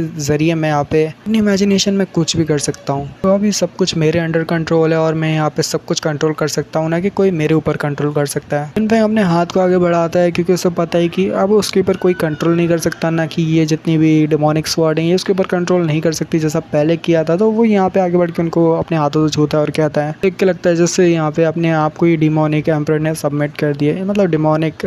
ईवल एनर्जी ने मेरे को सबमिट कर दिया, वो यहाँ पे हार मान चुकी है और मैं इसको चला सकता हूँ और इसको कर सकता हूँ, छू सकता हूँ। ये स्वॉर्ड उसकी थी जो कि डीमन लॉर्ड था, अब ये स्वॉर्ड मेरे हाथों में है तो इसकी पावर का यूज़ भी मैं कर सकता हूँ और इसका इस्तेमाल भी कर सकता हूँ। ज़रा देखते हैं कि ये पावरफुल है या फिर नहीं और देखते हैं इसकी पावर कितनी है। लिन फेंग की जो आई होती है वो भी यहाँ पे ब्लैक ब्लैक हो जाती है, पर लिन फेंग के ऊपर अपना कंट्रोल होता है। लिन फेंग यहाँ पे फिर स्वॉर्ड को घुमाते हुए अचानक से साइड में एक स्लैश लगाता है, तो जो स्लैश होता है वो यहाँ पे वर्ल्ड में भी एक क्रैक डाल देता है, यानी कि उसकी जो स्वॉर्ड होती है बहुत ज़्यादा पावरफुल होती है कि उसके एक क्रैक डालने से ही पूरे वर्ल्ड में क्रैक आ गया। लिन फेंग यहाँ पे कह रहा होता है भला ये कैसी स्वॉर्ड है, ये तो बहुत ज़्यादा पावरफुल है, ज़रा देखो इसने तो पूरे वर्ल्ड में एक क्रैक डाल दिया, जस्ट मैंने इसको स्विंग किया था, हल्का सा स्विंग उसमें यहाँ पे इसने क्रैक डाल दिया, तो इसकी पावर कितनी होगी जब मैं इसको बाहर लेके जाऊंगा। तो लिन फेंग जो होते हैं उसी अपनी पावरफुल डेमोनिक स्वॉर्ड की तरफ ही देख रहा होता है। देन अचानक से लिन फेंग जो होता है वो नीचे की तरफ उतरते हैं और यहाँ पे वो उसी पहली जगह पे आ जाता है, यानी वो डेजर्टेड एरिया में आ जाता है जहाँ पे वो पहले था। और लिन फेंग कहता है कि यहाँ पे ऐसा लग रहा है जैसे ये सब कुछ ड्रीम है, पर खैर जो भी हो ये पूरा रियल था, यहाँ पे मानेंगे कि ये पूरा रियल था। मेरे को तो जैसा लगा कि ये सब ड्रीम है, मेरे को लगा नहीं था कि वाकई मैं इन सब चीज़ों को कंट्रोल कर पाऊंगा जो कि मेरे से भी ज़्यादा स्ट्रॉन्गर है। मेरी बुद्धा एंड डीमन की पावर भी इंक्रीज हुई है, ऊपर से साथ मेरी स्वॉर्डमैनशिप भी इंप्रूव हुई है और मैं यहाँ पे अब ठीक से उस डेमोनिक वो स्वॉर्ड का भी ठीक से यूज़ कर पाऊंगा। लिन फेंग यहाँ पे एक बात कह रहा होता है कि मेरे को यहाँ पे मतलब एक दिन मैं यहाँ पे बुद्धा के अंदर ट्रांसफॉर्म हो जाऊंगा, एक बुद्धा के जैसे ट्रांसफॉर्म हो जाऊंगा। वो दिन जब आएगा तो कोई भी ऐसी ईवल ऑरा नहीं होगा जो कि मेरे सामने यहाँ पे घुटने ना टेके। और पता नहीं अचानक से शायद से वर्ल्ड जो होता है वो यहाँ पे हिलने लगता है, पूरे राम हिलने लगते हैं। लिन फेंग कहता है आखिर यहाँ पे हो क्या रहा है, लगता है कोई ना कोई तो है। कहता है देख लगता है जैसे यहाँ पे कोई ना कोई तो है जो कि यहाँ पे बहुत ज़्यादा पावरफुल है, जो कि यहाँ पे शायद आगे बढ़ रहा है। और यहाँ पे वो कहता है ये शायद से हाओ फेंग हो सकता है, फिर वो कहता है नहीं नहीं ये हाओ फेंग तो बिल्कुल नहीं है, उसकी पावर मैंने सेंस की है बट इतनी ज़्यादा नहीं है, तो बहुत ज़्यादा टेरिफाइंग है। लिन फेंग वही स्ट्रेट खड़ा होता है जैसे उसको कुछ पता ना हो, और यहाँ पे लिन फेंग के पीछे एक बंदा जो कि बहुत ज़्यादा स्पीड में आ रहा होता है, वो लिन फेंग की तरफ ही आ रहा होता है, वो एक पावरफुल बंदा रहता है। लिन फेंग कह रहा होता है मेरे को नहीं पता था कि इस राम में कोई और भी है, अब यहाँ पे पता नहीं है कौन है जो कि मेरी तरफ आ रहा है, भले ये कौन हो सकता है, ये तो कोई इमेज जैसा है, लगता है यहाँ पे कोई इमेज क्रिएट हो रही है या फिर कुछ और है। लिन फेंग को लगता है यहाँ पे कुछ ना कुछ ऐसा है जो कि एक्चुअली है ही नहीं, सिर्फ इमेजिनेशन है या फिर कोई इमेज है, पर लिन फेंग को नहीं पता कि वाकई में कोई इंसान जो कि इसकी तरफ आगे बढ़ रहा है। लिन फेंग यहाँ पे उस बंदे से पीछे हटता है, वो बंदा बहुत ज़्यादा स्पीड में आगे बढ़ता है। लिन फेंग बहुत ज़्यादा हैरान होता है और कहता है आखिर यहाँ पे चल क्या रहा है, ये है क्या। और यहाँ पे वो बंदा आगे बढ़ के लिन फेंग के मतलब सामने आ जाता है। जो बंदा होता है वो बहुत ज़्यादा तेज़ी से आता है। लिन फेंग कहता है ये सामने वाले बंदे की स्पीड तो बहुत ज़्यादा है, इतना ज़्यादा है कि मैं यहाँ पर ठीक से रिएक्ट भी नहीं कर पा रहा, इसकी स्पीड बहुत ज़्यादा है। लिन फेंग यहाँ पे नोटिस कर लेता है कि वो बंदे ने अपनी पावर को फिंगर में रिलीज़ किया है, यानी कि वो अपनी पावर्स को फिंगर में रिलीज़ कर तो लिन फेंग के ऊपर हमला टाइप का कर रहा होता है। लिन फेंग यहाँ पे हैरान होता है और कहता है ये ठीक नहीं है, मैं यहाँ पे मर सकता हूँ, पता नहीं इस बंदे की प्रॉब्लम क्या है, ये बंदा बहुत ज़्यादा स्ट्रॉन्ग है, ऊपर से इसने मेरे को डायरेक्ट हिट किया है और यहाँ पे ये बहुत ज़्यादा स्पीड है और लगता है जैसे बहुत ज़्यादा पावरफुल है। कहता है मैं तो गया, अब लगता है यहाँ पे जैसे मैं मरने वाला हूँ। वो बंदा आगे आगे बढ़ता है और अपनी उंगलियों पावर्स को रिलीज करता है। लिनफेंग बहुत ज़्यादा क्लोज आके उसके सर के ऊपर यानी कि उसके माथा होता है वहाँ पे अपनी फिंगर को रखता है। कि लिनफेंग को लगता है वो यहाँ पे गया, पर यहाँ पे थोड़ी टाइम के लिए उससे कुछ नहीं होता और लिनफेंग कहता है कि मैं तो बिल्कुल ठीक हूँ। और उसके बाद कहता है लिनफेंग यहाँ पे कहता है कि बस बहुत हुआ, अब तो गया। लिनफेंग को यहाँ पे बहुत ज़्यादा गुस्सा आ जाती है। वो यहाँ पे गुस्सा ही हो रहा होता है, जबकि वो जो बंदा होता है उसके सामने वाला वो कहता है कि नहीं तुम यहाँ पे आराम करो, अब तुम्हें यहाँ पे कुछ भी करने की जरूरत नहीं है। वो जो बंदा होता है वो कहता है कि तुम टेंशन ना लो, मैंने यहाँ पे सिर्फ ये किया है कि तुम्हारे अंदर जितनी वॉल्स है, जितनी भी तुम्हें परेशानी हो रही है कल्टीवेट करने के लिए, तो मैंने उन सभी को हटा दिया। तुम पूरी तरह से ठीक हो और ठीक से कल्टीवेट भी कर पाओगे। जब तुम पावर्स को रिलीज करोगे तो पहले से ज़्यादा तुम बेहतर फील करोगे और तुम्हें बिल्कुल बेहतर फील होगा, पहले से तो डबल होगा, क्योंकि मैंने यहाँ पे तुम्हारी पावर्स को इंक्रीज़ किया है यहाँ पे ये पावर का यूज़ करते हुए। ये मतलब नहीं कि तुम्हारी रैम कितनी है, ये मतलब नहीं कि तुम कितनी यहाँ पे हेवन एंड अर्थ की एनर्जी को अपने अंदर कंटेन करके रख सकते हो। ये सब तुम्हारी कल्टीवेशन पे डिपेंड करता है, तो तुम्हें अपनी कल्टीवेशन को इंक्रीज़ करना होगा। लिनफेंग कहता है कि पता नहीं क्यों मेरी आंखों को क्या हो रहा है, मेरे को ऐसा लग रहा है मेरे को मेरी आंखें बंद हो रही है, मेरे को यहाँ पे थोड़े चक्कर से आ रहे हैं। वो यहाँ पे लिनफेंग यहाँ पे थोड़ा बहुत बेहोश होने वाला होता है, इसलिए वो कहता है कि मेरी आईलाइट यहाँ पे नीचे गिर गया। बंदा कहता है कि रेजिस्ट करने की कोशिश मत करो, अपने आप को जगाने की कोशिश मत करो, जैसा हो रहा है वैसा होने दो और यहाँ पे तुम थोड़ा रेस्ट करो और देन उसके बाद तुम एक अलग ही पावर से आउट होगे। जब तुम्हारी आंखें खुलेगी, जब तुम थोड़ी बहुत पावरफुल हो जाओगे, पहले से तो ज़्यादा ही हो जाओगे। दिखाते हैं थोड़ी देर बाद लिनफेंग की वहीं पे बेहोश हो जाता है और वो यहाँ पे एकदम ऐसी सिचुएशन पे होता है जहाँ पे वो बिल्कुल स्टिल खड़ा हुआ होता है। कुछ टाइम बाद दिखाते हैं जहाँ पे फायर हमें दिखाई देती है, जहाँ पे लिनफेंग बैठा हुआ होता है और वो कल्टीवेट कर रहा होता है और ऊपर से उसके चारों तरफ फायर होती है। कहता है पता नहीं उस बंदे का मकसद क्या था, पर उसने जो भी किया जिसकी वजह से मेरी यहाँ पे कल्टीवेशन बहुत ज़्यादा आगे तक बढ़ चुकी है। कल्टीवेशन तो नहीं बोलेंगे, उसकी पावर बहुत ज़्यादा इंप्रूव हुई है, यानी कि उसकी बाकी सारी चीज़ें इंप्रूव हुई है, पर उसकी कल्टीवेशन लिनफेंग की जितनी कल्टीवेशन थी वो उतनी की उतनी है, यानी कि यान वो लेम के 5th लेवल पे थी तो 5th लेवल पे ही है। लिनफेंग कहता है वो बंदा नहीं होता तो मेरी जो पावर थी वो इतनी ज़्यादा इंप्रूव नहीं होती, उसका शुक्रिया जो उसने यहाँ पे मेरी इतनी हेल्प की। लिनफेंग जो होता है वो फायर के बीच में ही बैठा मतलब अपनी एनर्जी को इंप्रूव कर रहा होता है, पावर्स को बढ़ा रहा होता है। दिख रहा था सूरज ही मस्त चमक रहा होता है, बिल्कुल लाल, खैर जो भी हो उसका कलर तो पता नहीं, बट खैर छोड़ो यार। तो सूरज की रोज रेज होती है या उसकी जो एनर्जी रहती है या जो भी रहता है उसका रेज वगैरह चमक या जो भी है वो हमारे लिनफेंग के ऊपर गिर रही होती है, जिस वजह से लिनफेंग को और भी ज़्यादा पावर यहाँ पे मिल रही होती है और जिसकी वजह से पावर उसकी बढ़ती जा रही होती है धड़ाधड़। लिनफेंग फिर अचानक से उड़ने लगता है और अपने जो हाथ होते हैं उससे यहाँ पे फायर बॉल को क्रिएट करता है, बिल्कुल सन की तरह के होते हैं वो, बिल्कुल थोड़े बहुत देखने में जैसे उसने बहुत से छोटे से सन को क्रिएट किया हो। और ये शायद से लिनफेंग का सन हैविंग बर्निंग सूत्रा टेक्निक है, जिसको यहाँ पे वो मतलब इम्प्रूव कर रहा है हमारा लिनफेंग। यानी लिनफेंग की सन हैविंग बर्निंग सूत्रा यहाँ पे इंक्रीज हो जाती है, उसकी पावर बढ़ जाती है। लिनफेंग वहीं पे खड़ा कल्टीवेट कर रहा होता है और साथ ही अपने सन बर्निंग हैविंग सूत्रा को यहाँ पे इम्प्रूव कर रहा होता है और उसकी पावर भी बढ़ रही होती है। लिनफेंग मन में सोच रहा होता है ये जो जगह जिसकी जहाँ पे मैं आया हुआ हूँ ये जगह तो बहुत ज़्यादा बेहतर है, एक्स्ट्रा ऑर्डिनरी है। ऊपर से यहाँ पे जब मैं अपनी सन हैविंग बर्निंग सूत्रा को कल्टीवेट कर रहा हूँ तो मेरे को दिख रहा है कि मेरी सन हैविंग बर्निंग सूत्रा की पावर बहुत ज़्यादा बढ़ रही है। मेरे को यहाँ पे कुछ और टाइम मिल जाता तो मैं यहाँ पे और भी ज़्यादा पावरफुल हो जाता और मेरी सन हैविंग बर्निंग सूत्रा और भी ज़्यादा इंक्रीज और पावरफुल होती है अगर मैं यहाँ पे कुछ टाइम के लिए और कल्टीवेट करता तो ये जगह बहुत ज़्यादा एक्स्ट्रा ऑर्डिनरी है। लिनफेंग को दिखाते हैं जो कि यहाँ पे अपने सन बर्निंग हैविंग सूत्रा जो होता है उसको यहाँ पे इम्प्रूव करा होता है और साथ ही उसका ट्राई भी करता है उस पूरी जगह पे। वो उसको मतलब फेंकता है या बोलता है हमला करता है। जब वो हमला करता है तो वो जो रेत होती है, डेजर्टेड एरिया होता है, वो पूरी तरह से जलने लगता है, पूरा आग के से लपेट जाता है पूरा। वो लिनफेंग कहता है ये जो टेक्निक है ये इतनी ज़्यादा इंप्रूव हो गई, पूरी जो डेजर्टेड एरिया उसको पूरा आग से ढक दिया है। कुछ टाइम और मिलता तो शायद मैं इसको और भी ज़्यादा पावरफुल कर सकता था। नेक्स्ट सीन जो होता है वो डोर के बाहर का होता है जहाँ पे बाकी के लोग होते हैं और कल्टीवेटर होते हैं, जहाँ पे हमारी टेंगयू सोच रही होती है आखिर ये क्या हुआ, 7 दिन तो पूरे हो चुके हैं पर लिनफेंग अभी तक अपनी जगह से बाहर नहीं निकला। वियांग कहता है कि हाँ तुमने ठीक कहा, लिनफेंग अभी यहाँ पे बाहर नहीं निकला पर उसको थोड़ा टाइम भी लगेगा क्योंकि यहाँ पे जिस जगह पे वो जिस राम के अंदर गया हुआ है वो राम बहुत ज़्यादा एक्स्ट्राऑर्डिनरी हो सकते हैं, जिसकी वजह से उसको यहाँ पे टाइम लग रहा है। हो सकता है कि उसे यहाँ पे बहुत ज़्यादा अपॉर्चुनिटी मिले स्ट्रॉन्ग बनने की, तो इस वजह से वो यहाँ पे कल्टिवेट कर रहा हो उसी राम के अंदर। फिर टेंगयू कहती है कि मैं देख सकती हूँ कि लिनफेंग वहाँ अंदर राम के अंदर प्रैक्टिस कर रहा है, कल्टिवेट कर रहा है, पर उसकी जो कल्टिवेशन है वो तो नहीं बढ़ी, पर जब उसकी स्टेट है वो थोड़ी चेंज हुई है थोड़ी सी। जो जिनमोजी होता है वो भी यहाँ पे अपने बारे में अपने बारे में नहीं मतलब हमारे लिनफेंग के बारे में बताता है कि लिनफेंग वहाँ पे कल्टीवेट कर रहा है और वो बहुत ज़्यादा अच्छा कर रहा है। मैं देख सकता हूँ कि वो उसकी पावर बढ़ तो रही है। लिनफेंग को आगे भी इस नई कंपटीशन में बने रहना है तो उसको उस राम के अंदर जाके कुछ ना कुछ तो हासिल करना ही होगा और अपनी कल्टीवेशन को बढ़ाना होगा, वरना ऐसे नहीं हो पाएगा। वो कंपटीशन के दौरान टिक नहीं पाएगा। जो स्ट्रॉन्गेस्ट अपोनेंट आएंगे उसके सामने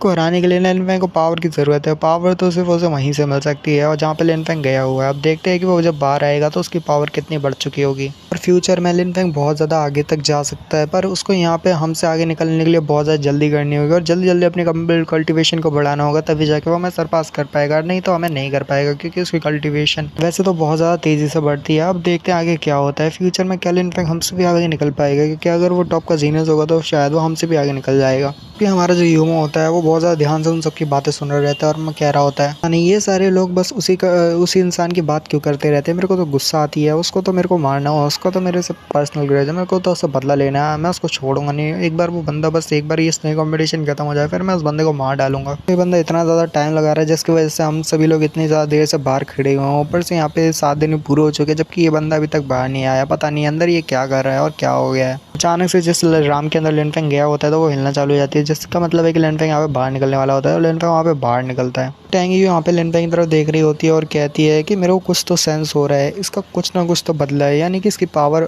थोड़ी बहुत इंप्रूव हुई है, मैं देख सकती हूँ। और हमारे जो पैलेस मास्टर होते हैं वो तो बहुत ज़्यादा हैरान होते हैं और कहते हैं कि भले ये बंदे की प्रॉब्लम क्या है, इसको मैंने यहाँ पे एक बंदे को अंदर पावर देने के लिए भेजा पर ज़रा देखो इसकी कल्टिवेशन थोड़ी भी नहीं बढ़ी, यानी कि यान इल्म के 5th लेवल पे था तो अभी भी यान इल्म के 5th लेवल पे है, उससे एक लेवल भी हायर नहीं गया। इनमें वहाँ नीचे उतरता है और जबकि पैलेस मास्टर हंस रहे होते हैं और कहते हैं ये बंदा तो बहुत ज़्यादा जानने बहुत ज़्यादा मिस्टीरियस है, पता नहीं इसने और क्या क्या छुपा के रखा है, पर ये बंदे की कल्टिवेशन अभी तक बढ़ी नहीं, जबकि इसको फर्स्ट रैंक की राह में जाने के बाद इसकी पावर तो बढ़नी चाहिए थी। वो एक एक्स्ट्रा ऑर्डिनरी राम है जिसमें अगर कोई भी जाता तो उसकी पावर इंक्रीज होती है। लगता है जैसे यहाँ पे कुछ ना कुछ तो गलत है, यहाँ पे ये सब कुछ छुपा रहा है, पर मैं साफ साफ देख सकता हूँ कि इसकी पावर बढ़ी है, पहले से तो ज़्यादा बढ़ी है और मैं देख सकता हूँ कि इसके पास कौन कौन सी टेक्निक है। पहले से बंदा अलग लग रहा है, भले इसका कल्टीवेशन लेवल ना बढ़ा हो पर इसकी पावर इंप्रूव तो ज़रूर हुई है। जबकि हमारे यूमा को दिखाते हैं जो कि लिन फेंग के बारे में सोच रहा होता है और कहता है ये बंदा अभी भी अपने यान इल्म के 5th लेवल पे और हंसने लगता है। यूमा हंसते हुए कहता है ये बंदे को फर्स्ट रैंक की राह में भेजना बिल्कुल वेस्ट गया, यानी कि लिन फेंग राम में गया पर राम में जाने के बाद भी उसको कोई फ़ायदा ही नहीं हुआ, कल्टीवेशन थोड़ी भी नहीं बढ़ी। तो यूमो कहता है कि इसको फर्स्ट रैंक की राह में भेजने ही वेस्ट गया, कुछ नहीं मिला इस बेचारे को, तो ये तो फर्स्ट यान के 5th लेवल पे था, अभी भी 5th लेवल पे ही है।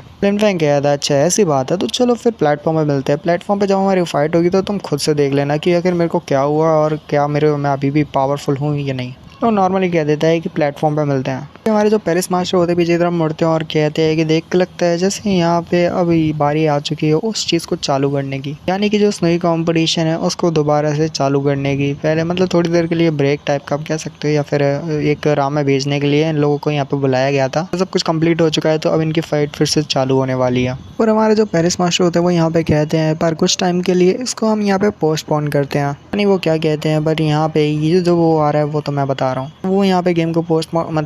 बैटल को पोस्टपोन करने की बात करते हैं, पूरे स्नोई कंपटीशन को थोड़ी देर के लिए रोकने की बात करते हैं, 1-2 दिन के लिए। लिन फेंग कहता है हैरानी से क्या पोस्टपोन करने वाले हैं गेम को। ब्लड एम्पर कैंग चैन बोलता है और कहता है पैलेस मास्टर प्लीज़ यहाँ पे आप गेम को कंटिन्यू रखें और यहाँ पे कोई दिक्कत नहीं है इसको रोकने की, और हम चाहते हैं कि हम यहाँ पे जल्दी से इस गेम को स्टार्ट करते हैं, इसको रोकने की कोई ज़रूरत नहीं है। चलिए अभी चलते हैं और स्नोई कंपटीशन में जाके फाइट स्टार्ट करते हैं और बैटल को लड़ना चालू करते हैं। क्योंकि हमारा यूमो भी यहाँ पे साथ देते हुए कहता है ब्लड एम्पर कैंग चैन का कि हाँ बिल्कुल सही कहा पैलेस मास्टर, हमारे कैंग चैन ब्लड एम्पर ने ठीक कहा, किंगटन ब्लड एम्पर ने ही कहा हमें यहाँ पे तो पोस्टपोन नहीं करना चाहिए और गेम को स्टार्ट कर देना चाहिए। पैलेस मास्टर कहता है तो तुम लोगों को रेस्ट की ज़रूरत नहीं और 1-2 दिन के लिए ठीक है, फिर अगर ऐसी बात है तो हम चालू कर देते हैं और रेडी हो तो ठीक है। वो जितने भी उनके साथी वगैरह होते हैं, मतलब पैलेस मास्टर के साथ जितनी भी वो लड़कियाँ और साथी वो होता है जिसका नाम हाउपेंग होता है, वो भी यहाँ पे उन मतलब सबसे वो कहते हैं कि तुम सभी लोगों को जाना है इनके साथ और वहाँ पे जाके गेम को देखना है, तो जैसे तुम्हें यहाँ पे बहुत कुछ सीखने को भी मिलेगा। यहाँ पे सारे लोग कहते हैं चल ठीक है हम जाते हैं। जबकि यहाँ पे हमारे जो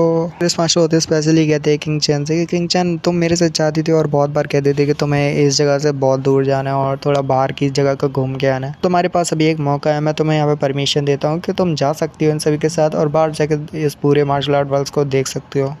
मार्शल आर्ट वर्ल्ड के बारे में पूरी जानकारी मिलेगी और तुम्हें जानने को भी मिलेगा तो तुम जा सकती हो। पैलेस मास्टर कहते हैं कि तुम सभी लोग यंग टैलेंट्स हो, अब अपनी बैटल को कंटिन्यू करो और स्नोई कॉम्पिटिशन को कंटिन्यू करते हुए अपनी बैटल्स को शुरू करो और मेरे को भी इंतज़ार नहीं हो रहा है कि कौन में तुम में से कौन टॉप का टैलेंट होगा जो कि टॉप पे पहुंचेगा। टॉप पे भले ही कोई भी पहुंचे, पर मैं सबको ये बताना चाहता हूँ कि सभी लोग अपना बेस्ट देना और जितना ज़्यादा हो सके उतना आगे निकलने की कोशिश करना, अपने लिमिट को पुश करो। एक ऐसी अपॉर्चुनिटी है जो कि बहुत ज़्यादा टाइम बाद आती है, तो तुम्हें यहाँ पे इस अपॉर्चुनिटी को खोना नहीं है और मतलब इस अपॉर्चुनिटी को तुम्हें पा लेना है। चलो ठीक है, बातें बहुत हो गई, तो तुम सभी लोग निकलो अपने स्नोई कंपटीशन की तरफ। जन्मोजी यहाँ पे फिर कहता है तो फेयरवेल, चलो ठीक है हम जाते हैं और हम आपसे दोबारा मिलेंगे कभी। कि हमारा हाओपेंग भी कहता है तो ठीक है पैलेस मास्टर हम यहाँ से जाते हैं। पैलेस मास्टर उन सभी के जाने के बाद मन में सोच रहे होते हैं ये सभी लोग बहुत ज़्यादा यंग टैलेंट्स है, पता नहीं फ्यूचर में इन लोगों का फ्यूचर कैसा होगा, मतलब फ्यूचर में ये लोग कितना आगे तक पहुँचेंगे। खास करके उस बच्चे लिनफेंग, उस लिनफेंग का फ्यूचर लिमिटलेस है, वो बहुत ज़्यादा आगे तक जाएगा। तो सभी लोग मस्ती से मतलब मज़े से उड़ते हुए वहाँ सामने की तरफ जा रहे होते हैं, यानी कि अपने स्टोरी कॉम्पिटिशन की जो प्लेटफॉर्म है या स्टेज है वहाँ पे जा रहे होते हैं। ये 7 दिन पूरे हो गए हैं। ज़ुबुचेंग ने कहा था कि सभी लोग वापस आ जाएंगे जब 7 दिन पूरे हो जाएंगे। 7 दिन होने के बाद वो स्नोई कॉम्पिटिशन में वापस आ रहे होते हैं। लिनफेंग को दिखाते हैं जो कि बगल में देखता है, वहाँ पे हम उसी के साथ वही लड़की होती है, यानी किंग चैन कहती है लिनफेंग से, मैंने सोचा नहीं था कि तुम वही लड़के होगे जिसके पास फर्स्ट रैंक की जेट की होगी, और मैं तो बहुत ज़्यादा हैरान थी कि तुम्हारे पास फर्स्ट रैंक की जेट के ऊपर तो तुम फर्स्ट राम पे गए थे जो कि फर्स्ट रैंक की राम है, जो कि बहुत ज़्यादा एक्स्ट्रा ऑर्डिनरी है। ऊपर तो मैंने सोचा नहीं था कि तुम इतना ज़्यादा पावरफुल हो गए, मेरे को तो पता चला, मैं बहुत ज़्यादा हैरान हूँ। और फिर वो यहाँ पे 2 या बहुत कम लोग मतलब बोलती है कि यहाँ पे सिर्फ कुछ ही पर्सन थे या कुछ ही 1-2 लोग गिने चुने लोग थे जो कि फर्स्ट राउंड पे जा पाए थे, बहुत ज़्यादा मुश्किल था उनके लिए। और वहाँ पे जब वो गए थे तो वो बहुत ज़्यादा पावरफुल बन के निकले थे, पर तुम देखो तुम जब बाहर निकले तब तुम्हारी पावर उतनी की उतनी ही थी, यानी कल्टिवेशन लेवल तुम्हारा बिल्कुल भी इंक्रीज़ नहीं हुआ। तो तुमने यहाँ पे वो फर्स्ट राउंड के अंदर गए और वहाँ पे जाके तुमने एक रेयर अपॉर्चुनिटी को पा लिया, तुम यहाँ पे अंदर गए हो, इसका मतलब है कि तुम्हें वहाँ से कुछ ना कुछ तो मिला ही है। फिर कहता है बोला तुम यहाँ पे क्यों, और तुम वैसे यहाँ पे उन्होंने यहाँ पे तुम्हें क्यों छोड़ा, बोला तुम सभी लोग क्यों आ रहे हो। लिनफेंग कहता है मेरे को ये समझ नहीं आई कि बोला पैलेस मास्टर ने तुम लोगों को हमारे साथ जाने को क्यों बोला, जबकि हमारे जो वो होती है यानी किंग चैन होती है वो लिनफेंग से कहती है कि लिनफेंग क्या तुम ये नहीं जानना चाहते कि बोला पैलेस मास्टर ने बोला मेरे को तुम्हारे साथ जाने को क्यों कहा और मैं तुम्हारे साथ क्यों आ रही हूँ। लिनफेंग कहता है हाँ मुझे जानना है, ज़रा बताओ मेरे को, बोला क्या ऐसा पैलेस मास्टर ने क्यों किया, जबकि यहाँ पे किंग चैन उसे बताते हुए बोलती है जब वो साथ में बैठ के खाना खा रहे थे, यानी कि लिनफेंग और किंग चैन जब साथ में बैठ के खाना खा रहे थे और नॉर्मली बात कर रहे थे एज अ फ्रेंड की तरह, तो यहाँ पे पैलेस मास्टर ने सोचा कि हम दोनों बिल्कुल ठीक रहेंगे आपस में, बिल्कुल हम दोनों की पावर और मतलब तो समझ रहे हो ना मैं क्या कह रहा हूँ। तो मतलब वो समझ के पैलेस मास्टर ने लिनफेंग को यहाँ मतलब किंग चैन को यहाँ पे लिनफेंग के साथ भेज दिया, और यहाँ पे और वो पैलेस मास्टर कहते हैं, किंग चैन बोलती है कि पैलेस मास्टर कहते हैं कि मैं तुम्हारे साथ बिल्कुल ठीक रहूंगी और मैं तुम्हारे साथ रहूंगी तो मेरे को भी बहुत ज़्यादा कुछ सीखने को मिलेगा, तो इस वजह से पैलेस मास्टर ने मेरे को तुम्हारे साथ भेज दिया और मैं तुम्हारे साथ आ रही हूँ। लिनफेंग कहता है अच्छा ऐसा है, तो जबकि जो हमारी किंग चैन होती है वो कहती है लिनफेंग इससे कोई प्रॉब्लम तो नहीं है ना। लिनफेंग कहता है नहीं ऐसी कोई भी बात नहीं है, जबकि हमारी किंग चैन हंसते हुए कहती है लिनफेंग तुम्हारा बहुत बहुत थैंक यू, तुमने यहाँ पे सिंपली जवाब दे दिया, और ऐसा है तो ठीक है फिर मैं भी तुम्हारे साथ ही चलती हूँ और मैं भी यहाँ पे देखूंगी कि आखिर फाइट तुम कैसे करते हो और मेरे को भी बहुत ज़्यादा कुछ सीखने को मिलेगा। लिनफेंग कहता है मैं तुमसे जब मिला था तो मेरे को लगा था कि तुम सभी जो जितने भी लड़कियाँ हो तुम्हें यहाँ पे सिर्फ उन्हीं लोगों के पास आओगे जो कि यहाँ पे सबसे ज़्यादा पावरफुल है और जिनके रैंक हाई है, पर भला तो मेरे पास क्यों आई, तुम्हें पता है मेरी कल्टिवेशन बहुत ज़्यादा कम थी और मैं वहाँ बहुत ज़्यादा वीक था। क्योंकि किंग चैन कहती है कि अगर तुम्हारे कहने का मतलब क्या है, क्या तुम साफ सिर्फ ये कहना चाहते हो कि तुम मेरे को लाइक नहीं करते। लिनफेंग यहाँ पे थोड़ा सा मुस्कुराता है और कहता है नहीं नहीं मैंने ऐसा कब कहा, मैंने तो ऐसा नहीं कहा। देन वो शांति जाने लगता है जबकि किंग चैन यहाँ पे कह रही होती है लिनफेंग फ्यूचर में मेरे को ठीक से पता है कि तुम बहुत ज़्यादा आगे तक जाओगे और मेरे को यकीन है कि तुम बहुत ज़्यादा तुम्हारा फ्यूचर लिमिटलेस है। और हमारी जो किंग चैन होती है वो लिनफेंग के बारे में बहुत ज़्यादा अच्छी अच्छी बातें बताती है और वो कहती है कि लिनफेंग कैसा पर्सन है, वो बहुत ज़्यादा अच्छा है और बहुत ज़्यादा काइंड हार्टेड है, ऊपर से वो बहुत ज़्यादा जीनियस भी है। तो फर्स्ट रैंक की जेट की से हासिल हुई थी और उसने बहुत ज़्यादा आगे तक वो गया है और फ्यूचर भी उसका बहुत ज़्यादा अच्छा है और लिमिटलेस है। वो लिनफेंग से कहती है कि मेरे को मतलब नहीं कि तुम इससे एग्री होते हो या नहीं, मेरे को मतलब नहीं कि तुम मेरे को लाइक करते हो या फिर नहीं, पर मैं हमेशा तुम्हारे साथ रहना चाहती हूँ इस जर्नी में, जो तुम जाओगे जहाँ पे भी तुम जाओगे मैं तुम्हारे साथ जाना चाहती हूँ। फिर यहाँ पे उसे स्माइल पास करते हैं। इसके बाद दिखाते हैं नेक्स्ट सीन जहाँ पे हमें वो बड़ी ऐसे कॉम्पिटिशन का होता है, जहाँ पे कॉम्पिटिशन चल रहा होता है, वहीं पे सभी लोग आ जाते हैं जबकि देखने वाले दर्शक वहीं पे दर्शक बैठे होते हैं। कहते हैं जरा देखो 7 दिन पूरे हो चुके हैं और जरा देखो वो सभी लोग आ चुके हैं जो कि यहाँ पे कल्टिवेटर और जो भी कंपटीशन में हिस्सा लिए थे और जो कि यहाँ से चले गए थे ज़ुबुचेंग के साथ, वो वापस आ रहे हैं। लोग बहुत ज़्यादा खुश होते हैं क्योंकि अब उन्हें धमाकेदार कंपटीशन देखने को मिलने वाला है। तो लोग कहते हैं जो 15 कल्टिवेटर्स है जो कि स्ट्रॉन्ग के 15 रैंक के कल्टिवेटर्स है, वो सभी लोग आ रहे हैं। अब मज़ा आने वाला है। चलो देखते हैं कि अब आगे कंपटीशन में क्या होने वाला है। जबकि देखने वाले में से कुछ दर्शक फिर आप जिनकी नज़र तेज़ होती है, जिनकी नज़र वो तेज़ होती है, वो देख लेते हैं और कहते हैं कि ज़रा देखो उन सभी के साथ तो बाकी के कुछ और भी लोग आ रहे हैं, शायद वहीं से होंगे जहाँ से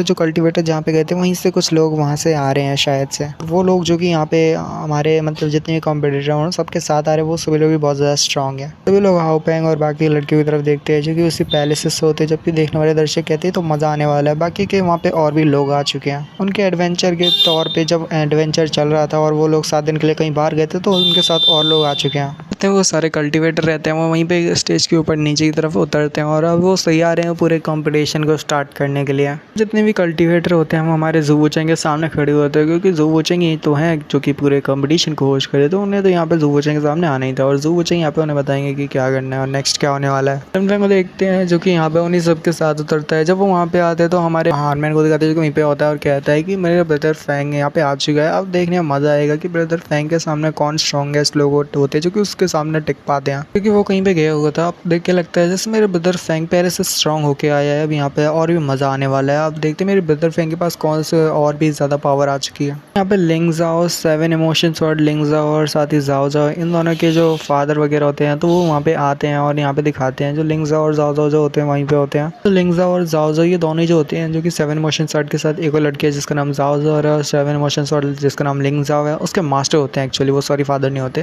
दोनों की मास्टर वहाँ पे आते हैं तो वो कहते हैं मास्टर। यूलैन एम्पायर के यूनजाओ सेक्ट से जो उनके मास्टर होते हैं यानी कि 7 वर्सेस स्वॉर्ड के मास्टर वो वहाँ पे आते हैं। कि देखने वाले लोग बात करने लगते हैं और कहते हैं कि यूलैन एम्पायर से जो यूनजाओ सेक्ट है वो बहुत ज़्यादा पावरफुल है। ज़रा देखो उन सभी के जितने भी पावरफुल लोग हैं वो यहाँ पे आ चुके हैं। आप देखते हैं कि यहाँ पे और कितने कितने बड़ी फैमिली के पावरफुल लोग आते हैं। देख के लगता है जैसे अभी तो ये सब शुरुआत है, अभी तो और भी लग जगह की बहुत से पावरफुल लोगों का आना बाकी है। अभी तो धीरे धीरे करके बहुत से पावरफुल लोग आएंगे। जबकि एक बंदा कह रहा होता है ज़रा देखो ये यूजाओ एम्पायर है, लुनजाओ एम्पायर से है जो कि यूलैन एम्पायर में। जो यूनजाओ सेक्ट के जो पैट्रियार्च है वो यहाँ पे एक्चुअली में 7 इमोशन स्वॉर्ड लिंगजाओ और ज़ाओ ज़ाओ के यहाँ पे मास्टर भी है। मेरे को तो पता चल रहा है और ये बहुत ज़्यादा पावरफुल है। तभी पता चलता है जिससे पता चलता है कि जो 7 इमोशन स्वॉर्ड लिंगजाओ और साथ ही उसके साथ ज़ाओ ज़ाओ ये दोनों इतने पावरफुल कैसे है, क्योंकि उनके मास्टर बहुत ज़्यादा पावरफुल हैं और इन दोनों के मास्टर एक ही हैं क्योंकि यूनजाओ एम्पायर से मतलब सॉरी यूनजाओ सेक्ट से हैं। यूनजाओ सेक्ट के पैट्रियार्च होते हैं, पता नहीं वो कौन होते हैं, पर जो कि यहाँ पे 7 इमोशन स्वॉर्ड लिंगजाओ और ज़ाओ ज़ाओ के मास्टर होते हैं वो कहते हैं अपने डिसाइपल दोनों डिसाइपल से कहते हैं कि तुम दोनों यहाँ पे मेरी तरफ फोकस मत करो, मैं तो यहाँ पे सब कंपटीशन को देखने आया हूँ। तुम यहाँ पे ग्लोरी हासिल करो और हमारे जो पूरे सेक्ट का नाम पूरा रोशन करो, तो सबको एक करके हराते हुए तुम्हें पूरे टॉप पे पहुँचना है, तभी जाके तुम मार्शल आर्ट्स की दुनिया में आगे बढ़ पाओगे और तुम्हारा फ्यूचर लिमिटलेस होगा। जबकि यहाँ पे एक और पावरफुल बंदा आता है और कहता है हमारे यूनजाओ सेक्ट का थोड़ा इंसल्ट करते हुए कि भला तुम यूनजाओ सेक्ट वाले भला किसकी बात कर रहे हो, यूनजाओ सेक्ट के पास कौन सी ग्लोरी की तुम बात कर रहे हो कि तुम्हारे डिसाइपल एक अच्छी ग्लोरी को हासिल करेंगे। मेरे को तो बिल्कुल नहीं लगता। तुम्हारे यूनजाओ सेक्ट के डिसाइपल भी बिल्कुल तुम्हारी तरह है, भला उनको तो ग्लोरी छोड़ो कुछ नहीं मिलेगा, वो आगे तक तो जा ही नहीं पाएंगे लगता है। तो लिंगजाओ के जो मास्टर होते हैं वो बगल में देखते हैं जहाँ पे दूसरे सेक्ट के भी कुछ पावरफुल लोग आए होते हैं। कहते हैं हमारे 7 इमोशन स्वॉर्ड लिंगजाओ के मास्टर से कि ग्लोरी की जिस ग्लोरी की तुम बात कर रहे हो वो ग्लोरी तो हमारी तरफ आएगी, क्योंकि हमारे जो दोनों डिसाइपल है वो यहाँ पे टॉप पे पहुंचेंगे और हमारे लिए ग्लोरी को हासिल करेंगे। हमने यूनजाओ सेक्ट को लोग यहाँ से दफा हो जाओ, क्योंकि तुम्हारा यूनजाओ सेक्ट काफ़ी आगे तक नहीं पहुँच पाएगा, क्योंकि हमारा जो ब्लैक फीदर सेक्ट है वो बहुत ज़्यादा आगे में जाएगा। जबकि दूसरे वाले देखने वाले दूसरे लोग बात कर रहे होते हैं और कहते हैं ज़रा देखो तो यहाँ पे ब्लैक फीदर एम्पायर से भी लोग आए हुए हैं और ये बहुत ज़्यादा मतलब खतरनाक बात है भाई, ये लोग बहुत ज़्यादा पावरफुल है और बिल्कुल डीमन जैसे हैं। जबकि जो ब्लैक फीदर एम्पायर के जो पैट्रियार्च रहते हैं वो एक्चुअली मास्टर रहते हैं ज़ूशा और ब्लडवुड के। वो दोनों ही जब हमारे ब्लैक फीदर एम्पायर के पैट्रियार्च होते पता नहीं कौन होता है उनको देखते हैं तो वो बहुत ज़्यादा खुश हो जाते हैं और वो कहते हैं कि मास्टर आप यहाँ पे आ गए, हमें बहुत ज़्यादा खुशी हुई। यहाँ पे वो जो होते हैं यानी कि लिंगजाओ के जो मास्टर होते हैं वो कहते हैं गुस्से से कि तुम यहाँ पे जो भी बोल रहे हो बहुत ज़्यादा गलत बोल रहे हो, थोड़ा अपने शब्द पे ध्यान दो कि तुम बोल क्या रहे हो। जबकि यहाँ पे ये दोनों फैमिली की कमी नहीं होती, इन दोनों फैमिली के मास्टर की कमी नहीं होती कि यहाँ पे एक और बंदा आ जाता है जो कि चिल्लाते हुए सबसे कहता है कि तुम लोग किस ग्लोरी की बात कर रहे हो, तुमको भी यहाँ पे ग्लोरी ठीक से नहीं मिलेगी। ब्लैक फीदर एम्पायर से जो भी ये बंदा आया तुमको यहाँ पे ग्लोरी मिलनी ही नहीं वाली, क्योंकि यहाँ पे मेरा बेटा ही काफ़ी है। तो हम सभी को यहाँ पे हराते हुए टॉप पे पहुँचने के लिए मेरा बेटा ही अकेले पूरे टॉप पे पहुँच जाएगा। कैंग चियाओ एम्पायर से मेरा बेटा कैंग चियान ब्लड एम्पायर वो ही काफ़ी है और वो पूरे टॉप पे पहुँचेगा और सभी को पछाड़ते हुए आगे की तरफ बढ़ेगा। यहाँ पे देखने वाले दर्शक बात कर रहे होते हैं आखिर ये बंदा कौन है, इसने कैंग चियाओ एम्पायर का, इसका मतलब कि ये कैंग चियाओ एम्पायर से है, तो इसका मतलब ये कैंग चियान ब्लड एम्पायर का कोई रिलेटिव है। कैंग चियान ब्लड एम्पायर कहता है कि फादर आप यहाँ पे क्या कर रहे हो, ये फाइट मेरी है और मेरे को इस फाइट को जीतना है, तो आप यहाँ पे क्या कर रहे हो, आप यहाँ से चले जाओ। कैंग चियाओ एम्पायर से उसके जो फादर होते हैं कैंग चियान ब्लड एम्पायर के, वो कहते हैं कि मैं तो बस यहाँ पे देखने के लिए आया हूँ, तुम अपनी फाइट को कंटिन्यू करो, मैं सिर्फ देखूंगा कि कैसे तुम लोगों को बचाड़ते हो, सबसे आगे और टॉप तक पहुँचते हो, मैं बस ये देखने के लिए आया हूँ। देखने वाले दर्शक बात कर रहे होते हैं ब्लैक फीदर एम्पायर से, कैंग चियाओ एम्पायर से, यूनलैन एम्पायर से, ये सभी बहुत ज़्यादा पावरफुल मतलब एम्पायर से लोग आए हुए हैं अपने बेटों और मतलब डिसाइपल की फाइट देखने के लिए। कि बाकी ये लोग बात कर रहे होते हैं कि मैं इनकी पावर को सेंस कर सकता हूँ, यहाँ पे पावर फ्लो हो रही है जो कि बहुत ज़्यादा है। लेकिन जबकि लिन फेंग यहाँ पे सोच रहा होता है कि इन सभी के पेरेंट्स और मास्टर वगैरह यहाँ पे आए हुए हैं जो कि बिल्कुल मॉन्स्टर की तरह हैं, जिनकी पावर बहुत ज़्यादा है काश में। तो लिन फेंग यहाँ पे कहता है कि आगे जाके इनकी पावर के बराबर मैं पहुँच जाऊँगा और मेरे को यकीन है कि मेरी पावर इनके बराबर होगी। जबकि यहाँ पे हमारा जन्मोजी बोलता है और कहता है फादर आप भी यहाँ पे आ गए, जबकि दिखाते हैं हमारे जन्मोजी के जो फादर होते हैं वो भी यहाँ पे आ जाते हैं। लिन फेंग यहाँ पे कह रहा होता है कि जन्मोजी बहुत ज़्यादा पावरफुल है, पर मेरे को देखने में मज़ा आएगा और देखना है कि उसके फादर कितना ज़्यादा पावरफुल है अगर वो यहाँ पे पावर्स को रिलीज़ करते। तो वैसे छोड़ो ये सब, और यहाँ पे खैर जन्मोजी के भी फादर के यहाँ मतलब यहाँ पे जन्मोजी के फादर भी आ चुके हैं, तो बहुत ज़्यादा अच्छी बात है। हमारा जो युन फियांग होता है वो कहता है कि यहाँ पे एक एक करके स्ट्रॉन्ग पे स्ट्रॉन्ग लोग आते जा रहे हैं, उनके फादर और मास्टर आते जा रहे हैं। अब यहाँ पे जो कंपटीशन है धीरे धीरे करके एक्साइटिंग होता जा रहा है, क्योंकि यहाँ पे जितने भी टॉप के टैलेंट्स हैं उनके यहाँ पे फादर और मास्टर आए हुए हैं जो कि बहुत ज़्यादा पावरफुल हैं अपने डिसाइपल और बेटों से ही।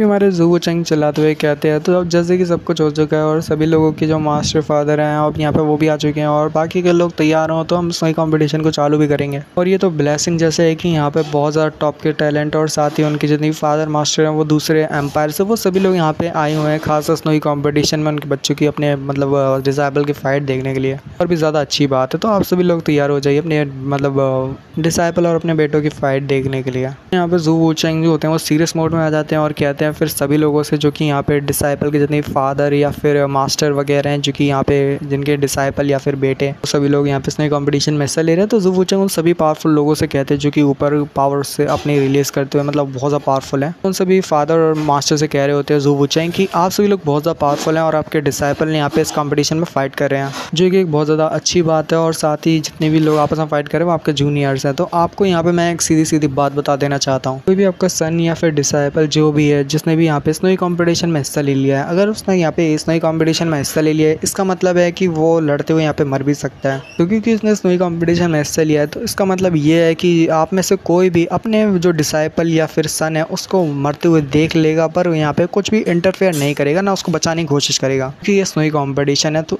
अगर आपके सामने आपका बेटा या फिर डिसाइबल मर जाता है तो आपको इसमें कोई भी इंटरफेयर नहीं करना है। अगर आपने इंटरफेयर कर दिया तो मेरे को यहाँ पे अपनी पावर्स को यूज़ करते हो आपको वहाँ पे रोकना पड़ेगा। हो सकता है कि अगर ज़्यादा कुछ गड़बड़ हुई तो मेरे को आपको मारना भी पड़ सकता है। तो मैं आपको यहाँ पे वार्निंग देना चाहता हूँ कि आपको इंटरफेयर नहीं करना है इस स्नोई कंपटीशन के दौरान अपने डिसाइपल या बेटे की जान बचाने के लिए। मैं बस यही चाहता हूँ कि जितने भी लोग यहाँ पे आए हुए हैं अभी भी यहाँ पे आए हैं वो सिर्फ अपनी डिसाइपल या फिर सन की फ़ाइट देखने के लिए आए हैं, तो अपने फ़ाइट ही देखें और ज़्यादा कुछ करने की ज़रूरत नहीं है आपको, सिर्फ शांति से अपनी फ़ाइट देखें अपने बेटों की। इन्हें वाले दर्शक बात कर रहे होते हैं ज़रा देखो तो भाई साहब ये बहुत ज़्यादा पावरफुल है। हमारे जो ज़ू वुचेंग जो कि पूरे कंपटीशन को होस्ट कर रहे हैं वो कितने ज़्यादा पावरफुल है, उन्होंने तो यहाँ पे सभी पावरफुल लोगों को यहाँ पे वार्निंग दे दी है। अगर कोई भी आगे बढ़ा तो वो उनका अगर बस चले तो वो तो मार भी सकते हैं। पता नहीं ज़ू वुचेंग की पावर कितनी होगी कि वो सबको वार्निंग दे दिया है। और जो साथ ही ज़ू वुचेंग है वो वाकई में बहुत ज़्यादा पावरफुल है, ये तो हमने देख ही लिया है। अभी तो जो ज़ू वुचेंग है वो इतने बड़े कंपटीशन को होस्ट कर रहे हैं और बड़े अच्छे से इस कंपटीशन को संभाल रहे हैं, जबकि ज़ू वुचेंग को दिखाते हैं तो यहाँ पे अब जो स्नोई कंपटीशन है वो बहुत ज़्यादा आगे तक पहुँच चुका है, हाथ से भी ज़्यादा अब ख़त्म हो चुका है। अब स्नोई बैटल का जो फाइनल बैटल है वो स्टार्ट होने वाला है, जहाँ पे बाकी सारे कंपटीटर आपस में फाइट करेंगे। तो भी यहाँ पे हार जाएगा वो इस बार पूरी तरह से हार जाएगा। और मैं पहले की बैटल में लोग फाइट कर रहे थे और हार भी रहे थे पर वो ठीक से नहीं आ रहे थे, मतलब पूरी तरह से बाहर नहीं हुए थे। उनके पास एक चांस था जीतने का और अभी भी चांस है, अगर वो जीत सकते हैं तो वो जीत जाएं। पर अब ये फाइनल बैटल तक आ चुका है, ये कंपटीशन फाइनल बैटल पर चल रहा है। तो अब जो हार जाएगा किसी कॉम्पिटिटर से वो तो सच में ही हार जाएगा और बाहर निकल जाएगा, डिस्क्वालीफाई हो जाएगा, हार जाएगा। और यहाँ पे फिर जो हमारे ज़ू वुचेंग रहते हैं वो कहते हैं सबसे कि ये जो बैटल होने वाला है ये फाइनल बैटल होने वाला है, जिसमें आप लोग आपस में फाइट करोगे और जो स्ट्रांग और टैलेंटेड होगा, जिसके पास स्ट्रेंथ और ब्रेन होगा, वो यहाँ पे आसानी से इस बैटल को जीत जाएगा और वही टॉप पे पहुंचेगा, जो कि ज़्यादा पावरफुल होगा और साथ ही जिसके पास नॉलेज होगी, एक्सपीरियंस होगा। ज़ू वुचेंग जो होते हैं वो सभी लोगों को बताते हुए कहते हैं ये एक बैटल होने वाली है जो कि फाइनल बैटल है इस पूरे कॉम्पिटिशन की। इस बैटल के दौरान तुम्हारा ये होगा कि जो लोग ज़्यादा जीतेगा वही ज़्यादा रैंक हायर। ज़ू वुचेंग बस यही बता रहे होते हैं कि जो जितनी ज़्यादा बैटल जीतेगा उस पर उतनी ही ज़्यादा हायर रैंक मानी जाएगी, उसकी उतनी ज़्यादा हायर रैंक होगी। तुम्हारा काम ये है कि तुम्हें ज़्यादा बैटल जीतनी है, ज़्यादा बैटल जीतने में तुम्हारी रैंक हायर होगी। देखने वाले दर्शक बात कर रहे होते हैं तो बहुत ज़्यादा अच्छी बात है, जितना ज़्यादा हम जीतेंगे और जितनी ज़्यादा बैटल जीतेंगे तो उतनी ज़्यादा रैंक हायर होगी, जो कि एक फेयर गेम है। और ऊपर से अब कोई भी दिक्कत नहीं होने वाली, ना कुछ इसमें ऐसा ज़्यादा कुछ प्रॉब्लम है और ना ज़्यादा अनफेयर है। और फिर सच में यार ट्रांसलेशन में पता नहीं क्या क्या इसके रूल्स है, पता है समझ ही नहीं आ रहा भाई, बहुत कन्फ्यूजिंग है। एक तो ट्रांसलेशन में कुछ एक गड़बड़ हो जाए इसकी वजह से पूरा ही गड़बड़ हो जाता है भाई यार। तो अभी हम के लिए ज़्यादातर बातों को मैं इग्नोर कर दूंगा, छोटी छोटी बातें जो कि मेरे पल्ले पड़ रही है तो वो मैं आपको बता दूंगा, और बाकी की जो रूल्स है रूल्स में गड़बड़ ऊपर नीचे होती रहती होगी और मतलब हो ही रही है अभी। तो ज़्यादा रूल्स पे ध्यान मत देना क्योंकि रूल्स कुछ भी हो सकता है, आप तो सिर्फ वो देखना जो अभी चलेगा। तो यानी किसकी फ़ाइट किससे होती है आपको तो फ़ाइट देखनी है, रूल्स पे ज़्यादा कोई ध्यान मत देना क्योंकि इसमें बहुत ज़्यादा गड़बड़ है भाई। ये एक बंदा कहता है कि जिसके पास ज़्यादा रैंक होगी तो वो यहाँ पे ग्लोरी के लिए फ़ाइट करेगा और वो बहुत ज़्यादा आगे तक जाएगा जिसके पास हायर रैंक होगी। और देखना ये है कि कौन टॉप तक पहुँचेगा। मेरे को तो सब्र ही नहीं हो रहा, पता नहीं कब ये गेम स्टार्ट हो और कब मेरे को देखने को मिले कि कौन यहाँ पे सबसे टॉप पे जाता है। कि एक और देखने वाले दर्शकों से एक बंदा और कहता है कि हाँ अब यहाँ पे बहुत ज़्यादा मज़ा आने वाला है क्योंकि यहाँ पे 4 बड़े एम्पायर में से भी लोग आए हुए हैं, उनके मतलब डिसाइपल के मास्टर आए हुए हैं और सन के फादर आए हुए हैं। अब देखने में मज़ा आएगा, 4 बड़े एम्पायर के जो पैट्रियार्च वगैरह वो भी यहाँ पे आए हुए हैं। अब तो और मज़ा आने वाला है इस कॉम्पिटिशन के दौरान। कि हमारे जो ज़ू वुचेंग रहते हैं वो सबसे फिर से यहाँ पे बताते हुए कहते हैं रूल्स के बारे में कि यहाँ पे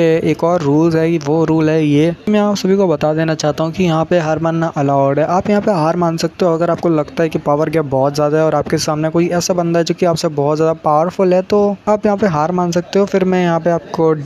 मतलब हटा दूंगा, यानी कि आप एक तरह से पूरी तरह से हार जाओगे, डिफीट हो जाओगे अपने सामने वाले से अगर आप उससे हार मान लेते हो तो, क्योंकि ये पूरे बैटल में आपकी लाइफ भी जा सकती है। अगर आपको लगता है कि वो बंदा सामने वाला आपको हरा सकता है तो बस अपनी हार मान लो, फिर आपकी जान बच जाएगी और कुछ ज़्यादा कुछ नहीं होगा और आपकी जान भी नहीं जाएगी। फिर दिखाते हैं जो हमारे ज़ू वुचेंग रहते हैं और भी सारे बाकी के रूल्स के बारे में बताते हैं जो कि मैंने आपको पहले ही बताया कि बहुत ज़्यादा गड़बड़े हैं, तो उसको हम इग्नोर करते हुए अब फाइट पे बढ़ते हैं और देखते हैं कि फाइट अब किस किस की चालू होती है। तो यहाँ पे जो हमारे ज़ू वुचेंग रहते हैं वो कहते हैं लिन फेंग से कि लिन फेंग तुम्हारे पास है फर्स्ट रैंक की जेट की, इसका मतलब है कि पहली फाइट तुम्हारी होनी है, तो तुम्हें यहाँ पे डिसाइड करना है कि तुम्हें कौन सा अपोनेंट चुनना है, तो जल्दी से अपने लिए अपोनेंट चुन लो। जो हमारे ज़ू वुचेंग रहते हैं वो लिन फेंग से कहते हैं कि लिन फेंग यहाँ पे तुम तो अपने लिए अपोनेंट चुन लोगे, फिर तुम्हारी बात बारी आएगी होगी, फिर बाकी के लोग अपने लिए अपोनेंट चुन लेंगे, फिर उसके बाद जब तुम्हारी फिर से बारी आएगी लिन फेंग, तो लिन फेंग तुम्हें यहाँ पे फिर से उस अपोनेंट को नहीं चुनना जिसको तुम अभी चुनने वाले हो, तो तुम्हें उसको दोबारा नहीं चुनना है। एक ओपोनेंट को तुम बार बार तो नहीं चुन सकते, तो ये बहुत ज़्यादा गड़बड़ है। कि ज़ू वुचेंग कहते हैं मतलब ये है कि अगर आप एक बार फाइट कर लेते हो किसी के साथ तो वो बंदे को आप दोबारा नहीं चुन सकते, मतलब जिसकी फाइट हो जाती है वो दोबारा फाइट ठीक से नहीं कर सकता, उस बंदे को कोई नहीं चुनेगा अगर जिसकी दोबारा फाइट हो जाती है। तो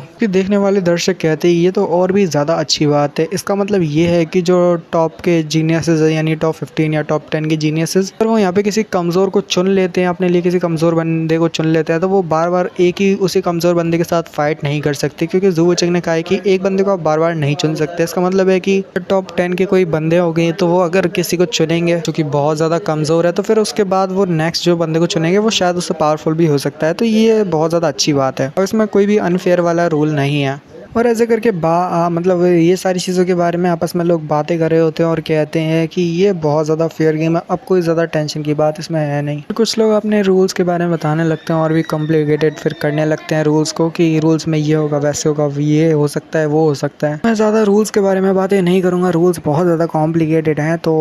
समझना मुश्किल है और ट्रांसलेशन तो भाई अलग ही लेवल है। तो जब सभी लोग आपस में रूल्स के बारे में बात कर लेते हैं तो दिखाते हैं फिर हमारे जो ज़ू वुचेंग रहते हैं फिर वो यहाँ पे कहते हैं सभी से देखिए अब देख के लगता है कि जैसे मैंने तुम सबको रूल्स के बारे में समझा दिया और बता दिया है कि रूल्स में क्या क्या है, तो अब यहीं पे अपनी बातों को ख़त्म करते हैं और जो स्नोई कंपटीशन का फाइनल बैटल है उसको यहाँ पे स्टार्ट करते हैं और फाइनल बैटल को शुरू करते हैं, जिसमें आप सभी को आपस में लड़ना होगा और कंटिन्यू होगी फाइट। तो ज़ू वुचेंग फिर सबसे कहते हैं कि चलो अपने कदमों को पीछे हटा लो, क्योंकि अब जिसकी जो पहला फर्स्ट जेट किया वो यहाँ पे अपने लिए एक अपोनेंट को चुनने वाला है। फिर वो लिन फेंग से कहता है लिन फेंग चलो जल्दी स्टेज के ऊपर आओ और आगे बढ़ो, अपने लिए एक अपोनेंट को चुनो जिससे तुम फाइट करना चाहते हो। क्योंकि लिन फेंग कहता है अच्छा ठीक है सीनियर जैसा आप कहते हो। फिर लिन फेंग यहाँ पे अपने लिए एक अपोनेंट को चुनने वाला होता है, जबकि देखने वाले दर्शक आपस में बात कर रहे होते हैं और उनमें तो यही बस बहुत ज़्यादा एक्साइटेड होते हैं और ये देखने के लिए एक्साइटेड होते हैं कि आखिर लिन फेंग जो कि टॉप टैलेंटेड बंदा है, जो कि इतने कम मतलब कल्टिवेशन के साथ वो बड़े बड़ों को हरा देता है, तो वो देखने में एक्साइटेड होते हैं और इंटरेस्टिंग होते हैं कि आखिर लिन फेंग किसको चुनेगा। और वो कहते हैं कि मेरे को इंतजार नहीं हो रहा है कि लिन फेंग किसको चुनने वाला है, जबकि यहाँ पे लिन फेंग कहता है मैंने पहले से ही डिसाइड किया हुआ था कि मैं किसको चुनने वाला हूँ। तो वो 14th रैंक का है, जो कि वो बंदा है। वो बंदा की लिन फेंग की तरफ देख रहा होता है और कहता है कि लगता है लिन फेंग ने जैसे मेरे को चुन लिया है, लगता है जैसे ये बंदा मेरे साथ अब फाइट करना ही चाहता है, तो अब मैं क्या कर सकता हूँ। जब किसने मेरे को चुन लिया है तो अब मैं उसको मना नहीं कर सकता, क्योंकि जो टॉप 10 के रैंकिंग के बंदे होते हैं उनको आप मना नहीं कर सकते, क्योंकि जब वो आपको चुन लेंगे तो आप मना नहीं कर सकते डायरेक्ट उनको। बंदा कहता है कि लिन फेंग और फियांग दोनों बहुत ज़्यादा करीब एक दोस्त की तरह है, जबकि एक ब्रदर की तरह है। बल्कि लगता है देख के जैसे लिन फेंग ने मेरे को चुन लिया तो मैं मना नहीं कर सकता, तो मेरे को उसके साथ फाइट तो करनी पड़ेगी। वो बंदा अब यहाँ पे तैयार होता है, रेडी होता है लिन फेंग के साथ फाइट करने के लिए और अपनी पावर्स को रिलीज करता है। क्यों बंदा कहता है कि अब जबकि तुमने मेरे को फाइट करने के लिए चुन लिया है तो मैं भी देखना चाहता हूँ कि लिन फेंग तुम्हारे चर्चे बहुत ज़्यादा है, तो मैं भी देखूँ तुम्हारे पास स्ट्रेंथ भी है कि नहीं उतनी। लिन फेंग तो यहाँ पे मुस्कुराते हुए बड़े मतलब डायरेक्ट उस बंदे से बोल देता है कि तुम यहाँ पे हार मान लो, तो मेरे से नहीं जीत पाओगे। बंदा बहुत ज़्यादा हैरान होता है और कहता है क्या मैं हार मान लूँ। लिन फेंग बड़ी एटीट्यूड के साथ कहता है कि यहाँ तुम्हें यहाँ पे हार मान लेनी चाहिए, मेरे को नहीं लगता कि तुम यहाँ पे मेरे को ठीक से हरा पाओगे, तो तुम यहाँ पे गिव अप कर दो तो तुम्हारे लिए बेहतर होगा। मैं तुम्हें हर्ट नहीं करना चाहता कि तुम्हें यहाँ पे ज़्यादा चोट पहुंचे, तो चुपचाप से यहाँ पे हार मान के चले जाओ, ज़्यादा कुछ होगा नहीं। फिर देखने वाले दर्शक बहुत ज़्यादा हैरान होते हैं और कहते हैं ज़रा देखो वाकई में मैंने तो सुना था लिन फेंग एरोगेंट है, पर पता नहीं था कि वो इतना ही ज़्यादा है भाई साहब ने, और इतने से पावरफुल बंदे को ये सीधे सीधे बोल रहे हैं वो उसके सामने हार मान ले। वो लिन फेंग उसको हर्ट नहीं करना चाहता, भला लिन फेंग कितना ज़्यादा एरोगेंट है ये तो हम आज देख ही रहे हैं। लिन फेंग ने यहाँ पे डायरेक्ट उससे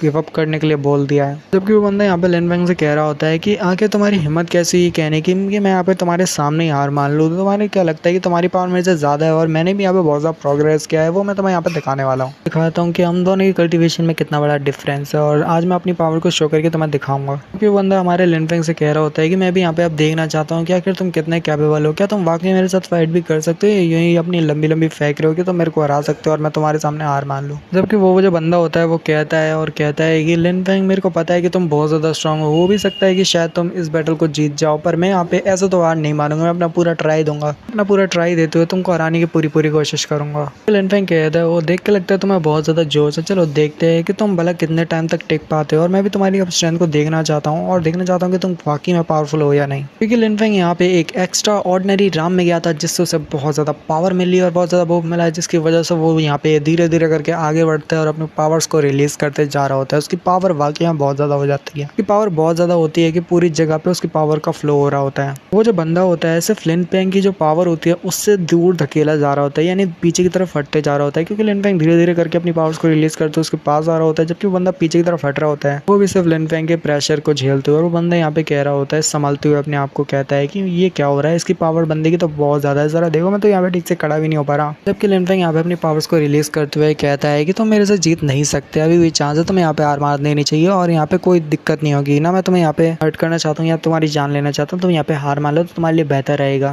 तो लिन फेंग यहाँ पे कुछ कहते हैं और भी ज़्यादा उसकी पावर रिलीज होने लगती है, जबकि देखने वाले दर्शक कहते हैं आखिर ये बंदे की पावर क्या है, इसने कितनी पावर को हाइड करके रखा हुआ था, ज़रा देखो ये पहले से भी ज़्यादा स्ट्रॉन्गर हो चुका है, अपने स्वॉर्ड इंटेंट को शायद से रिलीज़ करे, ये बहुत ज़्यादा पावरफुल है, ये बंदा अपनी स्वॉर्ड इंटेंट को यहाँ पे ऐसे रिलीज़ कर रहा है। दूसरे देखने वाला दूसरा बंदा कह रहा होता है कि लिन फेंग की जो स्वॉर्डमैनशिप की पावर है वो भी बहुत ज़्यादा है, लिन फेंग ने यहाँ पे अगर अपनी स्वॉर्ड को ही निकालते तो ये उसके सामने वाला बंदा तो बचेगा ही नहीं, क्योंकि लिन फेंग की पावर से पता चल रहा है कि वो उस सामने वाले बंदे से मतलब उस सामने वाले बंदे से कितना ज़्यादा पावरफुल है। अगर लिन फेंग यहाँ पे स्वॉर्ड को बाहर निकालता है तो ये मैच तो बहुत जल्दी खत्म हो जाएगा। जबकि वो जो बंदा होता है वो कहता है लिन फेंग से कि मेरे को पता है कि लिन फेंग तुम वाकई में बहुत ज़्यादा स्ट्रांग हो और तुमने यहाँ पे अपनी पावर्स को शो किया है। क्योंकि वो जो बंदा होता है वो यहाँ पे बहुत ज़्यादा रेजिस्ट कर रहा होता है और वो लिन फेंग के सामने खड़ी होने की कोशिश कर रहा होता है, पर लिन फेंग जब और भी पावर्स को रिलीज करता है तो एक टाइम पे आके वो बंदा कह ही देता है कि मैं यहाँ पे हार मानता हूँ लिन फेंग, मैं तुम्हारे सामने नहीं कर सकता, मुझे माफ़ करो, मैं यहाँ पे हार मानता हूँ। तो जब लिन फेंग यहाँ पे अपनी पावर्स को हटाता है, अपनी पावर्स को जो वो रिलीज कर रहा था उसको यहाँ पे बंद करता है, है तो वो बंदा यहाँ पे हाफने लगता है। हमारे जो लेनफेंग होता है वहाँ से पीछे मुड़ जाता है और कहता है कि कभी मिलेंगे दोबारा, बाय। और इसी के साथ ये वाला एपिसोड यहीं पे खत्म हो जाता है। यो पे एंजॉय लाइक अगर आपको पसंद आता है तो ये एपिसोड 403 से लेकर 408 यहीं पे खत्म हो जाता है। और वैसे इस वीडियो का लाइक टारगेट है 1K like. I hope so कि you guys complete the target. और फिर कमेंट भी मैं अब रखना चाहता हूँ यार, मेरे को पहली वीडियो पे भी 100 कमेंट पार हो चुके हैं, तो चलो इस वीडियो का कमेंट टारगेट भी 100 कमेंट है तो कर देना यार। अच्छा लगता है जब करते हो। तो मिलते हैं अगले वीडियो में, बाय।